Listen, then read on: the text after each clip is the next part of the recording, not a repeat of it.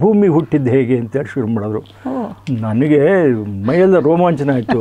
ಅಂಟಾರ್ಟಿಕಾದಿಂದನ ಒಂದು ಏನೂ ತರಕ್ಕೆ ಸಾಧ್ಯ ಇಲ್ಲ, ಅಥವಾ ನೀವು ಇಲ್ಲಿಂದ ಒಂದು ಸೊಳ್ಳೆ ಕೂಡ ಬಿಟ್ಟು ಬರೋಕ್ಕಾಗೋದಿಲ್ಲ. ಆಗ ಸಸ್ಯಾಹಾರಿ ಡೈನೋಸಾರ್ಗಳು ಉಳಿಲಿಲ್ಲ. ನೆಬ್ಯುಲಾ ಅಂತ ಹೇಳ್ಬಿಟ್ಟು ಒಂದು ಸುತ್ತುವ ಒಂದು ಮೇಘ, ಪ್ಲಾನೆಟ್ಸ್ಗೆ ಒಂದಕ್ಕೊಂದು ಸಂಬಂಧ, ಯಾವ ಇಂಡಿಪೆಂಡೆಂಟ್ ಆಗಿ ಮಾಡ್ದವಲ್ಲ. ಸುತ್ತುವ ಯಾವುದೇ ಇದು ಒಂದು ನಿರ್ದಿಷ್ಟ ಸೂತ್ರಕ್ಕೆ ಅಳವಡಿಸ್ಕೊಂಡಿರುತ್ತೆ. ಈಗ ಅದು ಗುಂಡಾಗೆ ಇರಬೇಕು, ಬೇರೆ ಆಕಾರದಲ್ಲಿ ಇರೋಕ್ಕೆ ಸಾಧ್ಯನೇ. ಮ್ಯಾಥಮೆಟಿಕ್ಸ್ನಲ್ಲಿ ಭಾರತ ಭಾಳ ಪರಿಣತಿ ಇದ್ದಿದ್ದು. ಅನುವಾದ ಒಂದು ರೀತಿಯಲ್ಲಿ ವಿಜ್ಞಾನದ ವಿಚಾರಕ್ಕೆ ಬಂದಾಗ ಅದು ಸ್ವಲ್ಪ ಸವಾಲಿನ ಕೆಲಸ. ಫಾರೆಸ್ಟ್ ಆಫೀಸರ್ಗೆ ಕಾಟು ರಾಜ ಅಂತಾರೆ.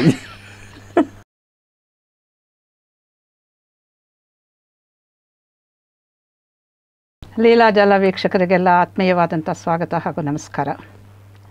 ಇವತ್ತಿನ ದಿವಸ ಲೀಲಾಜಾಲ ಸ್ಟುಡಿಯೋಗೆ ಒಬ್ಬರು ಅದ್ಭುತವಾದಂತಹ ವ್ಯಕ್ತಿ ಬಂದಿದ್ದಾರೆ. ಅವರ ಹೆಸರು ಡಾಕ್ಟರ್ TR ಅನಂತರಾಮು ಅಂತ. ಅನಂತರಾಮು ಅವರ ಹೆಸರನ್ನು ಕೇಳದೇ ಇರೋರು ಬಹುಶಃ ಕನ್ನಡ ಪರಿಸರದಲ್ಲಿ ಇಲ್ಲವೇ ಇಲ್ಲ ಅಂತ ಅಂದ್ಕೊಳ್ತೀನಿ. ಯಾಕೆ ಅಂತ ಹೇಳಿದ್ರೆ, ಅವರು ಕನ್ನಡದಲ್ಲಿ ವಿಜ್ಞಾನ ಸಾಹಿತ್ಯವನ್ನು ಅತ್ಯಂತ ಜನಪ್ರಿಯಗೊಳಿಸಿದಂಥವ್ರು. ಕೇವಲ ಹಿರಿಯರಿಗಷ್ಟೇ ಅಲ್ಲ, ಕಿರಿಯರಿಗೂ ಕೂಡ, ಮಕ್ಕಳಿಗೂ ಕೂಡ ಕನ್ನಡದಲ್ಲಿ ವಿಜ್ಞಾನ ಸಾಹಿತ್ಯವನ್ನು ಬರೆದಂಥವ್ರು. ಮತ್ತು ಭೂವಿಜ್ಞಾನ ಇದನ್ನು ಅಧ್ಯಯನ ಮಾಡಿ ಕನ್ನಡದಲ್ಲಿ ವಿಜ್ಞಾನ ಸಾಹಿತ್ಯವನ್ನು ಬರೆದು ಅವತ್ತಿಂದ ಇವತ್ತಿನವರೆಗೂ ಸುಮಾರು 50 ವರ್ಷದಿಂದ ನಿರಂತರವಾಗಿ ತಮ್ಮ ಛಾಪನ್ನು ಒತ್ತಿ ಕನ್ನಡಿಗರಿಗೆ ಜನಪ್ರಿಯರಾಗಿರುವಂತಹ ಒಂದು ವ್ಯಕ್ತಿ ಯಾರಾದರೂ ಇದ್ದಾರೆ ಅಂತ ಹೇಳಿದ್ರೆ ಅದು ಶ್ರೀ TR ಅನಂತರಾಮು ಅವರು.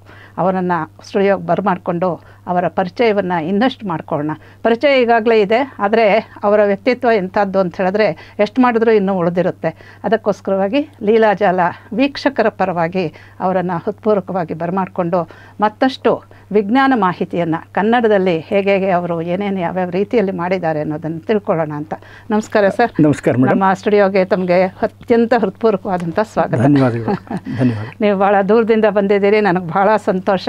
ನಮ್ಮ ಕರೆಗೆ ಮನ್ನಣೆ ಕೊಟ್ಟು ಬಂದಿದ್ದೀರಿ ಅಂತ. TR ಅನಂತರಾಮು ಅವರು ತುಮಕೂರು ಡಿಸ್ಟ್ರಿಕ್ನವರು, ಶಿರಾ ತಾಲೂಕು ಅಂತ ಅನ್ಸುತ್ತಲ್ವ ಸರ್. ಅವರು ವಿಜ್ಞಾನವನ್ನು ಓದೋರು. ಈಗ ಅವರು ಏನೇನು ಓದಿದ್ದಾರೆ, ಏನೇನು ಮಾಡ್ತಾ ಇದ್ದಾರೆ, ಏನೇನು ಮಾಡಿದ್ದಾರೆ ಅನ್ನೋದ್ರ ಬಗ್ಗೆ ಅವ್ರ ಬಾಯಿಂದಾನೆ ಕೇಳೋಣ. ಆದರೆ ಅವರು ಮಾಡಿರೋ ಕೆಲಸಕ್ಕೆ ನಮ್ಮ ಕನ್ನಡ ನಾಡು, ಒಟ್ಟು ಸಾಹಿತ್ಯ ಲೋಕ, ವಿಜ್ಞಾನ ಲೋಕ ಅವರನ್ನು ಹೇಗೆ ಮನ್ನಣೆ ಮಾಡಿದೆ ಅನ್ನೋದ್ರ ಬಗ್ಗೆ ಒಂದು ಎರಡು ಮಾತನ್ನು ಮಾತ್ರ ನಾನು ಹೇಳ್ತೀನಿ. ಅವರಿಗೆ ಹಲವಾರು ಪ್ರಶಸ್ತಿಗಳು ಬಂದಿದೆ. ಆರ್ಯಭಟ ಪ್ರಶಸ್ತಿ ಬಂದಿದೆ, ಕರ್ನಾಟಕ ಸಾಹಿತ್ಯ ಅಕಾಡೆಮಿ ಪುಸ್ತಕ ಪ್ರಶಸ್ತಿ ಬಂದಿದೆ, ಮೂಡುಬಿದಿರೆಯಿಂದ ಈ ವಿಜ್ಞಾನ ಸಾಹಿತ್ಯ ಪ್ರಶಸ್ತಿ ಬಂದಿದೆ, ಪರಿಸರ ಪತ್ರಿಕೋದ್ಯಮ ಪ್ರಶಸ್ತಿ ಬಂದಿದೆ, ಶ್ರೇಷ್ಠ ಲೇಖಕ ಅನ್ನೋ ಕೂಡ ಹೋದವರು, ಹಾಗೂ ಕುವೆಂಪು ಭಾಷಾ ಭಾರತಿ ನಮ್ಮ ಈ ಅನುವಾದ ಅಕಾಡೆಮಿ ಅಂತ ಮೊದಲಿತ್ತಲ್ಲ, ಅದರಿಂದಲೂ ಕೂಡ ಅನಂತರಾಮು ಅವರಿಗೆ ಪ್ರಶಸ್ತಿಗಳು ಬಂದಿದೆ. ಗೊರೂರು ರಾಮಸ್ವಾಮಿ ಅಯ್ಯಂಗಾರ್ ಪ್ರಶಸ್ತಿ, ಹೀಗೆ ಅವರಿಗೆ ಹಲವಾರು, ನಾನು ಕೆಲವು ಮಾತ್ರ ಹೇಳಿದ್ದೀನಿ, ಇನ್ನೂ ಅನೇಕ ಪ್ರಶಸ್ತಿಗಳಿದೆ. ಯಾತಕ್ಕೆ ಪ್ರಶಸ್ತಿ ಬಂದಿದೆ ಅಂತ ಹೇಳಿದ್ರೆ, ಅವರು ಇದುವರೆಗೆ ಸುಮಾರು 121 ಪುಸ್ತಕಗಳನ್ನು ಬರೆದಿದ್ದಾರೆ. ಆ 121 ಪುಸ್ತಕಗಳಲ್ಲಿ ನಿಮಗೆ ಆಶ್ಚರ್ಯ ಆಗ್ಬೋದು, ಸ್ವತಂತ್ರವಾಗಿರುವಂಥದ್ದು 60, ಅಂದರೆ ತಾವೇ ಬರೆದಿರುವಂಥದ್ದು. ಮತ್ತಷ್ಟು ಅನುವಾದಿತ ಕೃತಿಗಳು. ಈ ಕೃತಿಗಳ ಅಲ್ಲದೆ ಅವರು ಅನೇಕ ಮ್ಯಾಗ್ಝಿನ್ಸ್, ಅಂದರೆ ಈ ಪತ್ರಿಕೆಗಳಿರುತ್ತಲ್ಲ, ಮಾಸಪತ್ರಿಕೆ, ಷಾಣ್ಮಾಸಿಕ, ವಾರ್ಷಿಕ ಇತ್ಯಾದಿ ವಿಜ್ಞಾನ ಪತ್ರಿಕೆಗಳಿಗೆ ಮತ್ತು ಜನಪ್ರಿಯವಾದಂತಹ ಕನ್ನಡ ಪತ್ರಿಕೆಗಳಿಗೆ ಅವರು ಬರೆದಿರುವಂತಹ ಲೇಖನಗಳು ಅಸಂಖ್ಯ ಅಂತ ಹೇಳ್ಬೋದು. ನನಗೆ ತಕ್ಷಣಕ್ಕೆ ಅನಂತರಾಮು ಅಂತ ಹೇಳಿದ್ರೆ ತಕ್ಷಣಕ್ಕೆ ಜ್ಞಾಪಕ ಸರ್, ನೀವು ಈ ಕಸ್ತೂರಿ ಪುಸ್ತಕ ವಿಭಾಗದಲ್ಲೋ ಏನೋ ಒಂದು ಬರೆದಿದ್ರಿ, ಈ ಕಸಾನ ಹೇಗೆ ವಿಲೇವಾರಿ ಮಾಡ್ತಾರೆ ಜಗತ್ತಿನ ಮಟ್ಟದಲ್ಲಿ ಅಂತ. ಅದರ ಬಗ್ಗೆ ಆಮೇಲೆ ಮಾತಾಡೋಣ. ಹೀಗೆ ತುಂಬ ಜನರಿಗೆ ಪ್ರಿಯವಾಗಿರುವಂಥದ್ದು, ಜನರಿಗೆ ಬೇಕಾಗಿರುವಂಥದ್ದು, ಪ್ರಸ್ತುತವಾಗಿರುವಂಥದ್ದು, ಅದರ ಜೊತೆಗೆ ಅದರ ಹಿನ್ನೆಲೆಯಲ್ಲಿರುವಂತಹ ಸಿಸ್ಟಮ್, ಅಂದರೆ ಆ ವಿಜ್ಞಾನವಾಗಲಿ ಮತ್ತೊಂದಾಗಲಿ ಹೇಗೆ ಕೆಲಸ ಮಾಡುತ್ತೆ ಅನ್ನೋದ್ರ ಬಗ್ಗೆ ಬಹಳ ಕಾಳಜಿ ವಹಿಸಿ ಎಲ್ಲರಿಗೂ ಅರ್ಥವಾಗೋ ಹಾಗೆ ಬರೆಯುವಂತಹ ಅತ್ಯುತ್ತಮ ಲೇಖಕರಲ್ಲಿ ನಮ್ಮ ಅನಂತರಾಮು ಅವರು ಒಬ್ಬರು. 61 ಪುಸ್ತಕಗಳು ಅಂತ ಹೇಳಿದ್ರೆ ಅದರ ಹೆಸರು ಹೇಳ್ತಾ ಕೂತ್ಕೊಂಡ್ರೆ ಸುಮಾರು 10 ನಿಮಿಷ ಆಗ್ಬೋದು. ಅಷ್ಟೆಲ್ಲ ನಾವು ವ್ಯರ್ಥ ಮಾಡೋದಿಲ್ಲ ಸಮಯನ. ಅನಂತ ರಾಮು ಅವರನ್ನೇ ಕೇಳೋಣ. ಸರ್, ನೀವು ತುಮಕೂರು ಜಿಲ್ಲೆಯಿಂದ ಶುರು ಮಾಡಿದ್ರಿ ಅಂತ ಕಾಣುತ್ತೆ, ಅಂದರೆ ನಿಮ್ಮ ಹುಟ್ಟೂರೋದು. ಹೇಗಾಯಿತು ಸರ್? ಸೈನ್ಸ್ಗೆ ಹೇಗೆ ಬಂದ್ರಿ? ಈ ವಿಜ್ಞಾನ ಬರವಣಿಗೆಗೆ ಹೇಗೆ ತೊಡಕೊಂಡ್ರಿ? ಸ್ವಲ್ಪ ಹೇಳ್ಬೋದು. ಇದಕ್ಕೆ ಸ್ವಲ್ಪ ದೀರ್ಘವಾದ ಇತಿಹಾಸ ಇದೆ, ಆದರೆ ನಾನು ಆದಷ್ಟು ಸಂಕ್ಷಿಪ್ತವಾಗಿ ಹೇಳಕ್ಕೆ ಪ್ರಯತ್ನ ಮಾಡ್ತೀನಿ. ಮೂಲತಃ ಸಿರಾ ತಾಲೂಕು, ತುಮಕೂರು ಜಿಲ್ಲೆ ಸಿರಾ ತಾಲೂಕು, ಅದರಲ್ಲಿ ತಾಳಗುಂದ ಅಂತ ಒಂದು ಗ್ರಾಮ. ತಾಳಗುಂದ ಅಂತಂದರೆ ಭಾಳ ಎರಡು ಹೇಳ್ತಾರೆ. ತಾಳಗುಂದ ಅಂದ ತಕ್ಷಣ ಸಾಮಾನ್ಯವಾಗಿ ಎಲ್ಲರೂ ಶಿಕಾರಿಪುರ ತಾಲೂಕು, ಶಿವಮೊಗ್ಗದಲ್ಲಿರೋ ಅತ್ಯಂತ ಪ್ರಸಿದ್ಧವಾದ ಅಲ್ಲಲ್ಲ ತಾಳಗುಂದ ಶಾಸನಗಳು ತುಂಬಾ ಹೆಸರುವಾಸಿ ಅವು. ಅದು ಅಂತ ಭಾವಿಸಿ ಇದು ಮಾಡ್ತಾರೆ. ಅದಲ್ಲ, ಇದು ಅದಕ್ಕಿಂತ ಕುಗ್ರಾಮ. ಈಗ ಕುಗ್ರಾಮನಾಗಿಲ್ಲ, ಸ್ವಲ್ಪ ಬೆಳೆದಿದೆ. ಅಲ್ಲಿ ನನ್ನ ಹುಟ್ಟು ಅಲ್ಲಾಯಿತು. ನಮ್ಮ ನನ್ನ ತಂದೆ ಟೀಚರ್ ಆಗಿದ್ದರು. ಹೀಗಾಗಿ ಸಹಜವಾಗಿ ಕನ್ನಡದ ವಾತಾವರಣ ಮನೇಲಿ ಇದ್ದೇ ಇರುತ್ತೆ. ನಮ್ಮ ತಾಯಿ ಸ್ವಲ್ಪ ವ್ಯಾಪಕವಾಗಿ ಓದ್ಕೊಂಡವ್ರು. 4ನೇ ಕ್ಲಾಸ್ ಆದರೂ ಕೂಡ ಮಹಾಭಾರತ, ರಾಮಾಯಣ, ಭಾಗವತ ಇದನ್ನೆಲ್ಲ ತುಂಬ ಚೆನ್ನಾಗಿ ಅಂತಂದರೆ ಯಾವ ಪಾತ್ರ ಕೇಳಿದ್ರು ಅದ್ರ ಬಗ್ಗೆ ಒಂದು 5 ನಿಮಿಷ ಮಾತಾಡೋ ಶಕ್ತಿ ಇಟ್ಕೊಂಡಂಥ ಹೆಂಗಸು. ಹೀಗಾಗಿ ಅಂಥ ವಾತಾವರಣದಲ್ಲಿದ್ದಾಗ ಗ್ರಾಮೀಣ ಪ್ರದೇಶದಲ್ಲಿ ಇದ್ದರೂ ಕೂಡ ಆ ಸಾಹಿತ್ಯದ ಒಲವು ನಮಗೆ ಸಹಜವಾಗಿ ಬರುತ್ತೆ. ನಮ್ಮ ಚಿಕ್ಕಪ್ಪ ಕುಮಾರವ್ಯಾಸ ಭಾರತದ ವ್ಯಾಖ್ಯಾನ ಮಾಡೋರು. ಹೀಗಾಗಿ ನಮಗೆ ಎಲ್ಲೋ ಒಂದು ಕಡೆ ಬಾಲ್ಯದಲ್ಲೇ ಆ ಒಂದು ರೋಚಕ ಸನ್ನಿವೇಶ ಮನಸ್ಸಿನಲ್ಲಿ ನಾಟುಬಿಡ್ತು. ಹೀಗೆ ಬರ್ತಾ ಕನ್ನಡದ ವಾತಾವರಣ, ಸಾಹಿತ್ಯ ಪ್ರೀತಿನೂ ಉಂಟಾಯಿತು. ಸಾಹಿತ್ಯ ಪ್ರೀತಿ ಸಹಜವಾಗಿ ಹಾಗೆ ಉಂಟು. ನಮ್ಮ ತಂದೆ ಒಂದಷ್ಟು ಇದು ಮಾಡಿಸೋರು, ನಾಟಕಗಳು ಮಾಡಿಸೋರು, ಮಕ್ಕಳಿಗೆ ಹಾಡು ಬರೆಯೋರು. ಹಳ್ಳಿ ಮಟ್ಟದಲ್ಲಿ ಅದೇನೇ ಆದರೂ ಕೂಡ ಆ ಕನ್ನಡದ ಧಾತುಗಳು, ನಮ್ಗೆ ಹೊಸ ಧಾತುಗಳು ಮನಸ್ಸಿಗೆ ಕೂಡ್ಕೊಂಡು ಬಂದು ಅದೇ ವಾತಾವರಣದಲ್ಲಿ ಬೆಳೆದವ್ರು ನಾವು. ಇಡೀ ಸಿರಾ ತಾಲೂಕಿನಲ್ಲಿ, ಅಲ್ಲೇ ಸಿರಾದಲ್ಲೇ ಹೈಸ್ಕೂಲ್ ಮಾಡಿದೆ, ಮತ್ತು ತುಮಕೂರಿನಲ್ಲಿ BSc ಮಾಡಿದೆ, MSc ಜಿಯಾಲಜಿ ಮೈಸೂರಿನಲ್ಲಿ ಮಾಡಿದೆ. ನಾನು ಜಿಯಾಲಜಿ ಅಂತಂದರೆ ತಾವು ಈಗಾಗಲೇ ಆ ಪ್ರಶ್ನೆ ಕೇಳಿದ್ರೆ ಭೂವಿಜ್ಞಾನಕ್ಕೆ ಹೇಗೆ ಬಂದ್ರಿ ಅಂತೇಳಿ. ಭೂವಿಜ್ಞಾನ ಅಂತ ಒಂದು ಪ್ರತ್ಯೇಕವಾದ ವಿಭಾಗ ಹೈಸ್ಕೂಲ್ ಮಟ್ಟದಲ್ಲಿ ಇರಲ್ಲ. ಸಾಮಾನ್ಯವಾಗಿ ಯಾರೂ ಓದೇ ಇರಲ್ಲ. ಭೂಗೋಳ ಇರುತ್ತೆ, ಭೂವಿಜ್ಞಾನ ಇರಲ್ಲ. ನನಗೆ ಪ್ರೀ ಯೂನಿವರ್ಸಿಟಿನಲ್ಲಿ PCM ತಗೋಬೇಕು ಅಂತ ಆಸೆ, ಬಟ್ ಭರ್ತಿ ಆಗಿಬಿಟ್ಟಿತ್ತು ಸೀಟ್ಗಳು, ಆಯ್ಕೆ ಜಾಸ್ತಿ ಇರಲಿಲ್ಲ. ಆಗ ನಮ್ಮ ಪ್ರಿನ್ಸಿಪಾಲ್ ಕೇಳಿದ್ರು, ನೋಡಪ್ಪ ಜಿಯಾಲಜಿ ಅಂತ ಒಂದು ಸಬ್ಜೆಕ್ಟ್ ಇದೆ, ಏನು ಸರ್ ಅದಂತ. ಅದನ್ನು ಅವರು ಎಕ್ಸ್ಪ್ಲೇನ್ ಮಾಡ್ತಾರೆ. ಇವಾಗ ನನಗೆ ಟೈಮ್ ಇಲ್ಲ, ಅಲ್ಲಿ ಹೋಗಿ ಅಡ್ಮಿಷನ್ ಆಗು ಅಂತಂದರು. ಹೋಗಿ ಮೊದಲನೇ ಕ್ಲಾಸಿಗೆ ಕೂತ್ಕೊಂಡ್ರೆ ಭೂಮಿ ಹುಟ್ಟಿದ್ದು ಹೇಗೆ ಅಂತೇಳಿ ಶುರು ಮಾಡಿದ್ರು. ನನಗೆ ಮೈಯೆಲ್ಲ ರೋಮಾಂಚನ ಆಯಿತು. ಯಾವುದೋ ಹಸು ಕರು ಹಾಕಿದ್ದು ಗೊತ್ತಿರುತ್ತೆ, ಗಿಡ ಬೆಳೆದಿರೋದು ಗೊತ್ತಿರುತ್ತೆ, ಭೂಮಿ ಹುಟ್ಟಿದ್ದು ಹೇಳ್ತಾರಲ್ಲಪ್ಪ ಇವರು, ಯಾರು ನೋಡಿದ್ರು ಅಂತ ಹೇಳಿ. ಅದು ಆ ಭೂಮಿಯಿಂದದೇ ಒಂದು ಆಕರ್ಷಣೆ. ಹೀಗಾಗಿ ನನಗೆ ಇದೇನು ಇನ್ನು ಭೂಮಿ ಹುಟ್ಟಿದ್ದಾದರೆ ಮತ್ತು ಜ್ವಾಲಾಮುಖಿ ಹೇಗೆ ಬರುತ್ತೆ, ಭೂಕಂಪನ ಹೇಗಾಗುತ್ತೆ, ಈಗ ಇವೆಲ್ಲ ಒಂದು ಚೈನ್ ರಿಯಾಕ್ಷನ್ಸ್ ಅಂತಾರಲ್ಲ, ಸರಪಳಿ ಕ್ರಿಯೆ. ಹೀಗಾಗಿ ನನಗೆ ಆ ಸಬ್ಜೆಕ್ಟ್ ಬಗ್ಗೆ ತುಂಬ ಆಸಕ್ತಿ ಬಂತು. ಒಳ್ಳೆ ಟೀಚರ್ ಸಿಕ್ಕಿದ್ರು. ಹೀಗಾಗಿ ನಾವು ಊರಿಗೆ ಬಂದರೆ ರಜದಲ್ಲಿ ಬೆಟ್ಟಕ್ಕೆ ಹೋಗ್ತಾ ಇದ್ದೆ, ನಮ್ಮೂರು ಬೆಟ್ಟಕ್ಕೆ. ಆಮೇಲೆ ನನ್ನ ಸ್ವಭಾವ ಬೆಟ್ಟಗುಡ್ಡಗಳು ಜಾಸ್ತಿ ಇದೆ, ಕರಡಿಗಳು ಜಾಸ್ತಿ ಇವಲ್ಲಿ. ಹೀಗಾಗಿ ಒಬ್ಬಬೇಕಾದ್ರೆ ಎದ್ರಕೊಂಡು ಹೋಗ್ಬಿಟ್ಟು ಸಂಜೆ ಅಷ್ಟೊತ್ತಿಗೆ ವಾಪಸ್ ಬರ್ತಾ ಇದ್ದೆ.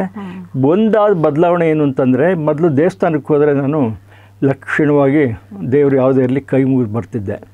ಈ ಭೂವಿಜ್ಞಾನ ತಂಡ ಆದಮೇಲೆ ಈ ವಿಗ್ರಹ ಯಾವ ಕಲ್ಲು ಅಂತ ಆ ಕಲ್ಲಿನ ಬಗ್ಗೆ ಮೊದಲು ಗಮನ, ಆಮೇಲೆ ನಮಸ್ಕಾರ. ಈಗ ಬಿಟ್ಟು ಹೋದ ಕಡೆ ಎಲ್ಲ ಇದೇ ಆಗೋಯ್ತು. ಫಸ್ಟ್ ಕಂಬೂಲ್ ನೋಡೋದು, ಅಲ್ಲಿ ಶಿಲ್ಪಕಲೆಗಿಂತಲೂ ಮುಖ್ಯವಾಗಿ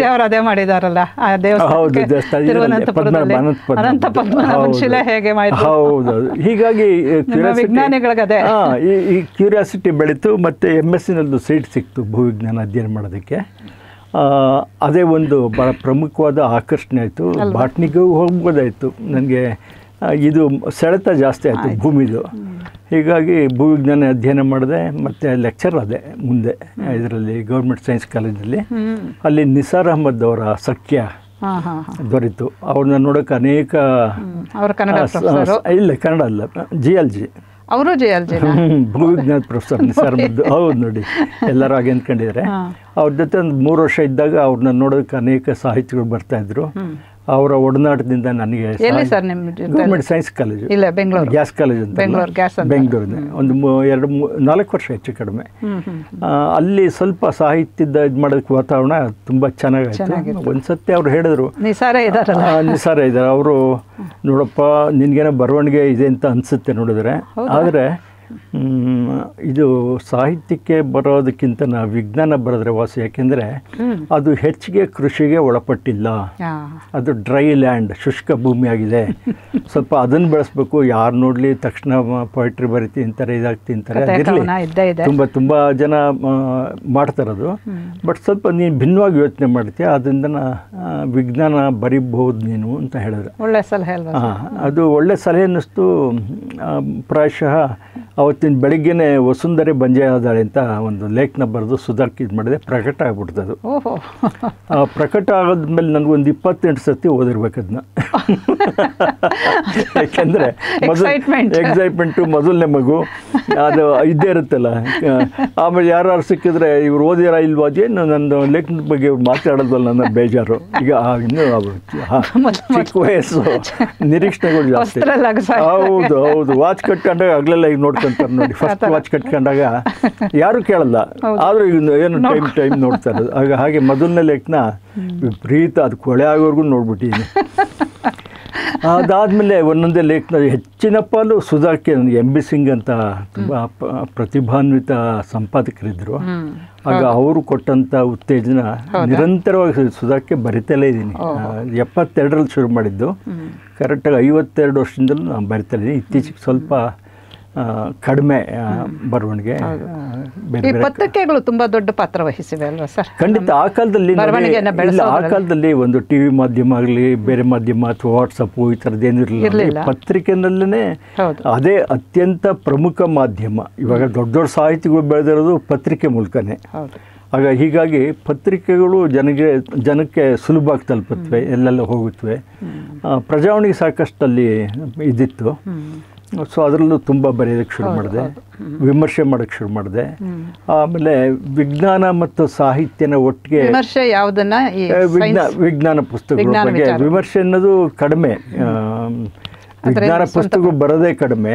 ಅದ್ರಲ್ಲಿ ಪರಿಚಯ ಹೌದು ಮಾಡ್ತಾ ಇದ್ದೆ ರೆಗ್ಯುಲರ್ ಮಾಡ್ತಾ ಇದ್ದೆ. ಅದೇ ನಿಟ್ಟಿನಲ್ಲಿ ಹೋಗೋದಕ್ಕೆ ಪತ್ರಿಕೆಯಿಂದ ಸಿಕ್ಕಿದಂಥ ಒಂದು ಉತ್ತೇಜನ ತುಂಬ ದೊಡ್ಡ ಪ್ರಮಾಣದಲ್ಲಿತ್ತು. ಹಾಗೆ ಮೆಲ್ಲಿಗೆ ಆಕಾಶವಾಣಿ ಮೂಲಕನೂ ಕೂಡ, ಯಾಕೆಂದರೆ ಆಕಾಶವಾಣಿ ಇರೋದು ಅನಕ್ಷರಸ್ಥರನ್ನು ಕೂಡ ಮುಟ್ಟಬೇಕಲ್ಲ ಅದು.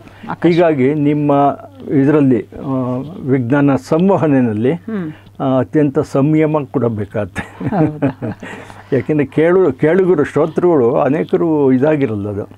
ಹೀಗಾಗಿ ಅವರ ಮಟ್ಟದ ಯೋಚನಾ ಲಹರಿ ನಾನು ಹೇಳಿದು ವಿಜ್ಞಾನನ ಅದು ಸಾರ ಕೆಡದ ಹಾಗೆ ಕನ್ವೆ ಮಾಡಿ ಅವರಲ್ಲಿ ಆಸಕ್ತಿ ತರಬೇಕು. ಚಾಲೆಂಜಿಂಗ್ ಇದು. ಈ ವಿಜ್ಞಾನದ್ದು ಅಷ್ಟು ಸುಲಭ ಅಲ್ಲ. ಯಾಕೆಂದ್ರೆ ಇದರಲ್ಲಿ ನನಗನ್ಸುತ್ತೆ ಸರ್ 2 ವಿಷಯಗಳು. ಒಂದು, ವಿಜ್ಞಾನನ ನೀವು ತುಂಬಾ ಚೆನ್ನಾಗಿ ಅರ್ಥ ಮಾಡ್ಕೊಂಡಿರ್ಬೇಕು. ಎರಡನೇದಾಗಿ ಒಳ್ಳೆ ಭಾಷೆ ಇರಬೇಕು, ಅದನ್ನ ಸಮರ್ಥವಾಗಿ ಕಮ್ಯುನಿಕೇಟ್ ಮಾಡೋದಕ್ಕೆ ವಿಜ್ಞಾನದ ಪ್ರತಿ ಲೇಖಕನಿಗೂ ಇದೊಂದು ದೊಡ್ಡ ಸವಾಲು. ಅದನ್ನ ಇದು ಮಾಡ್ಬೇಕು. ಅದಕ್ಕೆ ಏನು ಮಾಡ್ಬೇಕಂದ್ರೆ ಸ್ವಲ್ಪ ಸಾಹಿತ್ಯನ ಓದ್ಕೊಂಡಿರ್ಬೇಕು ನಾವು. ನಿಸಾರ್ ಹೇಳೋರು, ನೋಡಯ್ಯ ನಿನ್ನ ಭಾಷೆ ಇಂಪ್ರೂವ್ ಆಗಬೇಕು ಅಂತಂದರೆ DVG ಓದ್ಕೋ, VC ಓದ್ಕೋ, ಕುವೆಂಪು ಓದ್ಕೋ. ಆವಾಗ ನಿನ್ನ ನಿಜವಾದ ಶುದ್ಧ ಕನ್ನಡ ಬರೆಯೋದಕ್ಕೆ ಸಾಧ್ಯ ಆಗುತ್ತೆ. ಇಲ್ಲಿ ಆಗಲ್ಲಪ್ಪ, ಅದು ಸಾಕಷ್ಟು ಓದಬೇಕಾಗತ್ತೆ. ಇನ್ನೊಂದು ಅನ್ಸುತ್ತೆ ಸರ್, ನೀವು ವಿಜ್ಞಾನ ಬರೀಬೇಕಾದ್ರೆ ಹೊಸ ಹೊಸ ಪದಗಳನ್ನ ಟಂಕಿಸ್ಕೋಬೇಕು. ಹೌದು, ಆ ಚಾಲೆಂಜಸ್ಸು ಪ್ರತಿ ಸರ್ತಿ ಬರುತ್ತೆ. ಹೌದೌದು. ಫಾರ್ ಎಕ್ಸಾಂಪಲ್ ನೋಡಿ, ಈಗ ಸ್ಟೆಮ್ ಸೆಲ್ಸ್ ಅಂತ ಒಂದು ಬಂದಿದೆ, ಅದು ಎಲ್ಲದಕ್ಕೂ ಇದಾಗುತ್ತೆ ಅಂತ ಹೇಳ್ಬಿಟ್ಟು ಇವರು ಕನ್ನಡಕ್ಕೆ ಯಥಾವತ್ತಾಗಿ ಕಾಂಡಕೋಶ ಅಂತ ಮಾಡಕ್ಕೆ ಶುರು ಮಾಡೋದು. ಕಾಂಡ ಅಂದರೆ ನಮ್ಮಲ್ಲಿ ಬೇರೆ ಅರ್ಥ ಬರುತ್ತೆ ಅದು. ಹೀಗಾಗಿ ನಾವೆಲ್ಲ ಕೂತ್ಕೊಂಡು ಕಾಂಡಕೋಶ ಅಂತ ಮಾಡೋದು ಬೇಡ, ಆಕಾರ ಕೋಶ ಅಂತ ಮಾಡೋಣ. ಅದೇ ಮೂಲ ಆಕಾರ ನಮಗದು. ಆ ಪದ ಇವತ್ತು ಚಾಲ್ತಿನಲ್ಲಿದೆ, ತುಂಬ ಚಾಲ್ತಿನಲ್ಲಿದೆ. ಹೀಗಾಗಿ ವಿಜ್ಞಾನ ಬರೆಯೋರಿಗೆ ಒಂದು ಮೂಲವನ್ನು ಸರಿಯಾಗಿ ಗ್ರಹಿಸಿರ್ಬೇಕು, ವಿಜ್ಞಾನ ಚೆನ್ನಾಗಿ ಗ್ರಹಿಸಿರ್ಬೇಕು. ಆ ಗ್ರಹಿಕೆಯನ್ನು ನಮ್ಮ ಮಾತೃಭಾಷೆಯಲ್ಲಿ ಅತ್ಯಂತ ಸಮರ್ಥವಾಗಿ ಸಂವಹನೆ ಮಾಡೋ ತಾಕತ್ತಿರಬೇಕು. ಕನ್ನಡದ ಸೊಗಡನ್ನು ಬಿಟ್ಕೊಡೋದಾಗೆ, ಆ ವಿಜ್ಞಾನ ತಿಳಿಯಾಗಿ ಕೊಡಬೇಕದು. ಇದು ಖುಷಿ ಕೊಡುತ್ತೆ. ಯಾವುದೇ ಒಂದು ಇದರಲ್ಲಿ ಚಾಲೆಂಜ್ ಇದ್ದಾಗಲೇ, ಸವಾಲಿದ್ದಾಗಲೇ ಖುಷಿ ಇರುತ್ತೆ ಹೊರತು ಸವಾಲಿದ್ದರೆ ಖುಷಿನೇ ಇರಲ್ಲ. ಹೀಗಾಗಿ ವಿಜ್ಞಾನ ಬರೆಯೋದು ನನಗೊಂದು ರೀತಿ ಇದಾಯಿತು. ಮತ್ತು ಡಿಕ್ಷನರಿ ಕೂಡ ಮಾಡೋದು ನಾವು ಕರ್ನಾಟಕದ ಜೊತೆ ತುಂಬ ವರ್ಷದಿಂದ ಅನೇಕ ಪುಸ್ತಕಗಳನ್ನು ಎಲ್ಲ ಅವರೇ ಮಾಡೋದು. ಅಲ್ಲಿ ಒಂದು ವಿಜ್ಞಾನ ಪದ ಸಂಪದ ಅಂತ ಹೇಳ್ಬಿಟ್ಟು ವಿಜ್ಞಾನ ತಂತ್ರಜ್ಞಾನ ಪದ ಸಂಪದ ಅಂತ ಒಂದು 14,000 ಪದಗಳಿಗೆ ಕನ್ನಡದಲ್ಲಿ ಅರ್ಥ ಮತ್ತು ವಿವರಣೆ 14,000 ಅಂದರೆ ಅದು ಕೂಡ ಸಾಲದೆ ಬರುತ್ತೆ. ಯಾಕೆಂತಂದರೆ ಒಂದು ಡಿಕ್ಷನರಿ ಆಗಲಿ ವಿಶ್ವಕೋಶ ಆಗಲಿ ಅದು ಹುಟ್ಟಿದಾಗಲೇ ಸಾಯಿತು ಅಂತೆ. ಅಂದರೆ ಅದಾದ ತಕ್ಷಣ ಆಗಲೇ ಒಂದು ಹೊಸ ಪದಕ್ಕೆ ಹಾಕೊಂಡು ಕೂತಿರುತ್ತೆ ಬರೋದಕ್ಕೆ. ಅದು ರಿವಿಷನ್ ಆಗಲೇಬೇಕು, ಪರಿಷ್ಕರಣೆ ವಿಸ್ತೃತ ಮತ್ತು ಇದ್ರ ಎರಡನ್ನ ಬರಲೇಬೇಕಾಗುತ್ತೆ. ವಿಜ್ಞಾನದಲ್ಲಿ ನಿಂತ ನೀರಾಗೋದಿಲ್ಲ ನೋಡಿ. ಅದು ನಮ್ಮ ಸಂಶೋಧನೆಗಳು ದಿನನಿತ್ಯ ಬದಲಾಗುತ್ತೆ. ನಿತ್ಯಂ ಪಸತು ಅಂತ ಹೇಳ್ತಲ್ಲ, ಹಾಗಾಗಿ ಇದರಲ್ಲಿ ಕೂಡ ಹೊಸ ಇದು ಬೆಳವಣಿಗೆಗೆ ತಕ್ಕನಾಗಿ ನಾವು ಬೆಳಿಬೇಕಾಗತ್ತೆ. ಸದಾ ನಾವು ಓದಬೇಕಾಗತ್ತೆ, ಸದಾ ಓದ್ತಿರ್ಬೇಕಾಗತ್ತೆ.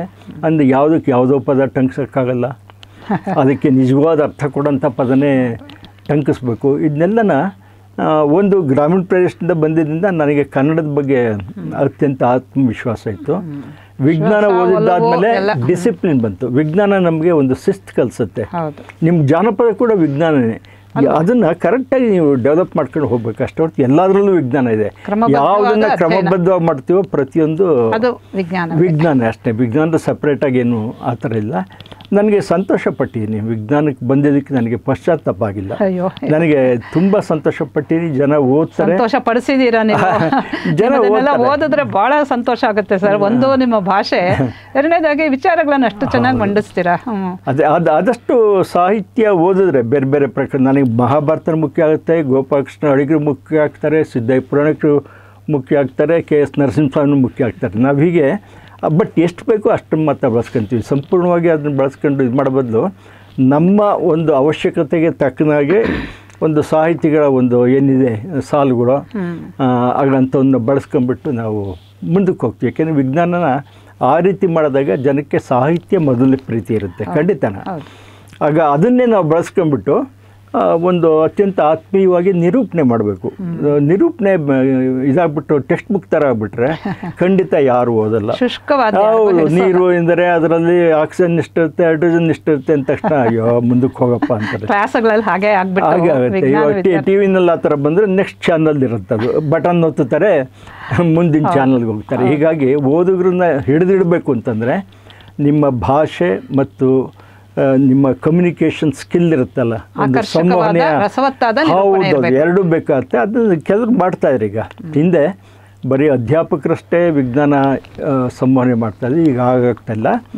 ಇವಾಗ ಬೇರೆ ಬೇರೆಯವರು ಆಯಾ ವಿಜ್ಞಾನ ಕ್ಷೇತ್ರ, ನೀವು ಹೇಳಿದಾಗೇನೆ ಕೃಷಿ ವಿಜ್ಞಾನಿಗಳು ಚೆನ್ನಾಗಿ ಬರೀತಾ ಇದ್ದಾರೆ, ಡಾಕ್ಟರ್ಗಳು ತುಂಬ ಚೆನ್ನಾಗಿ ಬರೀತಾರೆ. ಯಾಕೆಂದರೆ ಶಿವರಾಮ್ ಕಾಲದಿಂದ ಹಿಡಿದು ಹೌದು ಡಾಕ್ಟರ್ಸ್.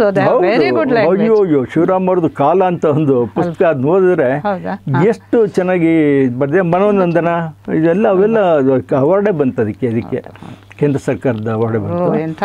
ಹೌದೌದು. ಅದು ವೈದ್ಯಕೀಯ ಏನಾಗುತ್ತೆ ಅಂತಂದರೆ ಜನಸಾಮಾನ್ಯರ ನಿತ್ಯದ ಆಗು ಹೋಗುಗಳ ಬಗ್ಗೆನೇ ನೇರವಾಗಿ ಅದು ಸಂಬಂಧಪಟ್ಟಿದ್ದು. ಹೀಗಾಗಿ ವೈದ್ಯಕೀಯ ಸಾಹಿತ್ಯ ಉಳಿದ ಸಾಹಿತ್ಯಕ್ಕಿಂತಲೂ ಅತ್ಯಂತ ಅವಶ್ಯಕ ಒಂದು ತಿಳಿವು ಅಂತ ಹೇಳ್ಬಿಟ್ಟು ನಾನು ಭಾವಿಸ್ತೀನಿ. ಹೌದು.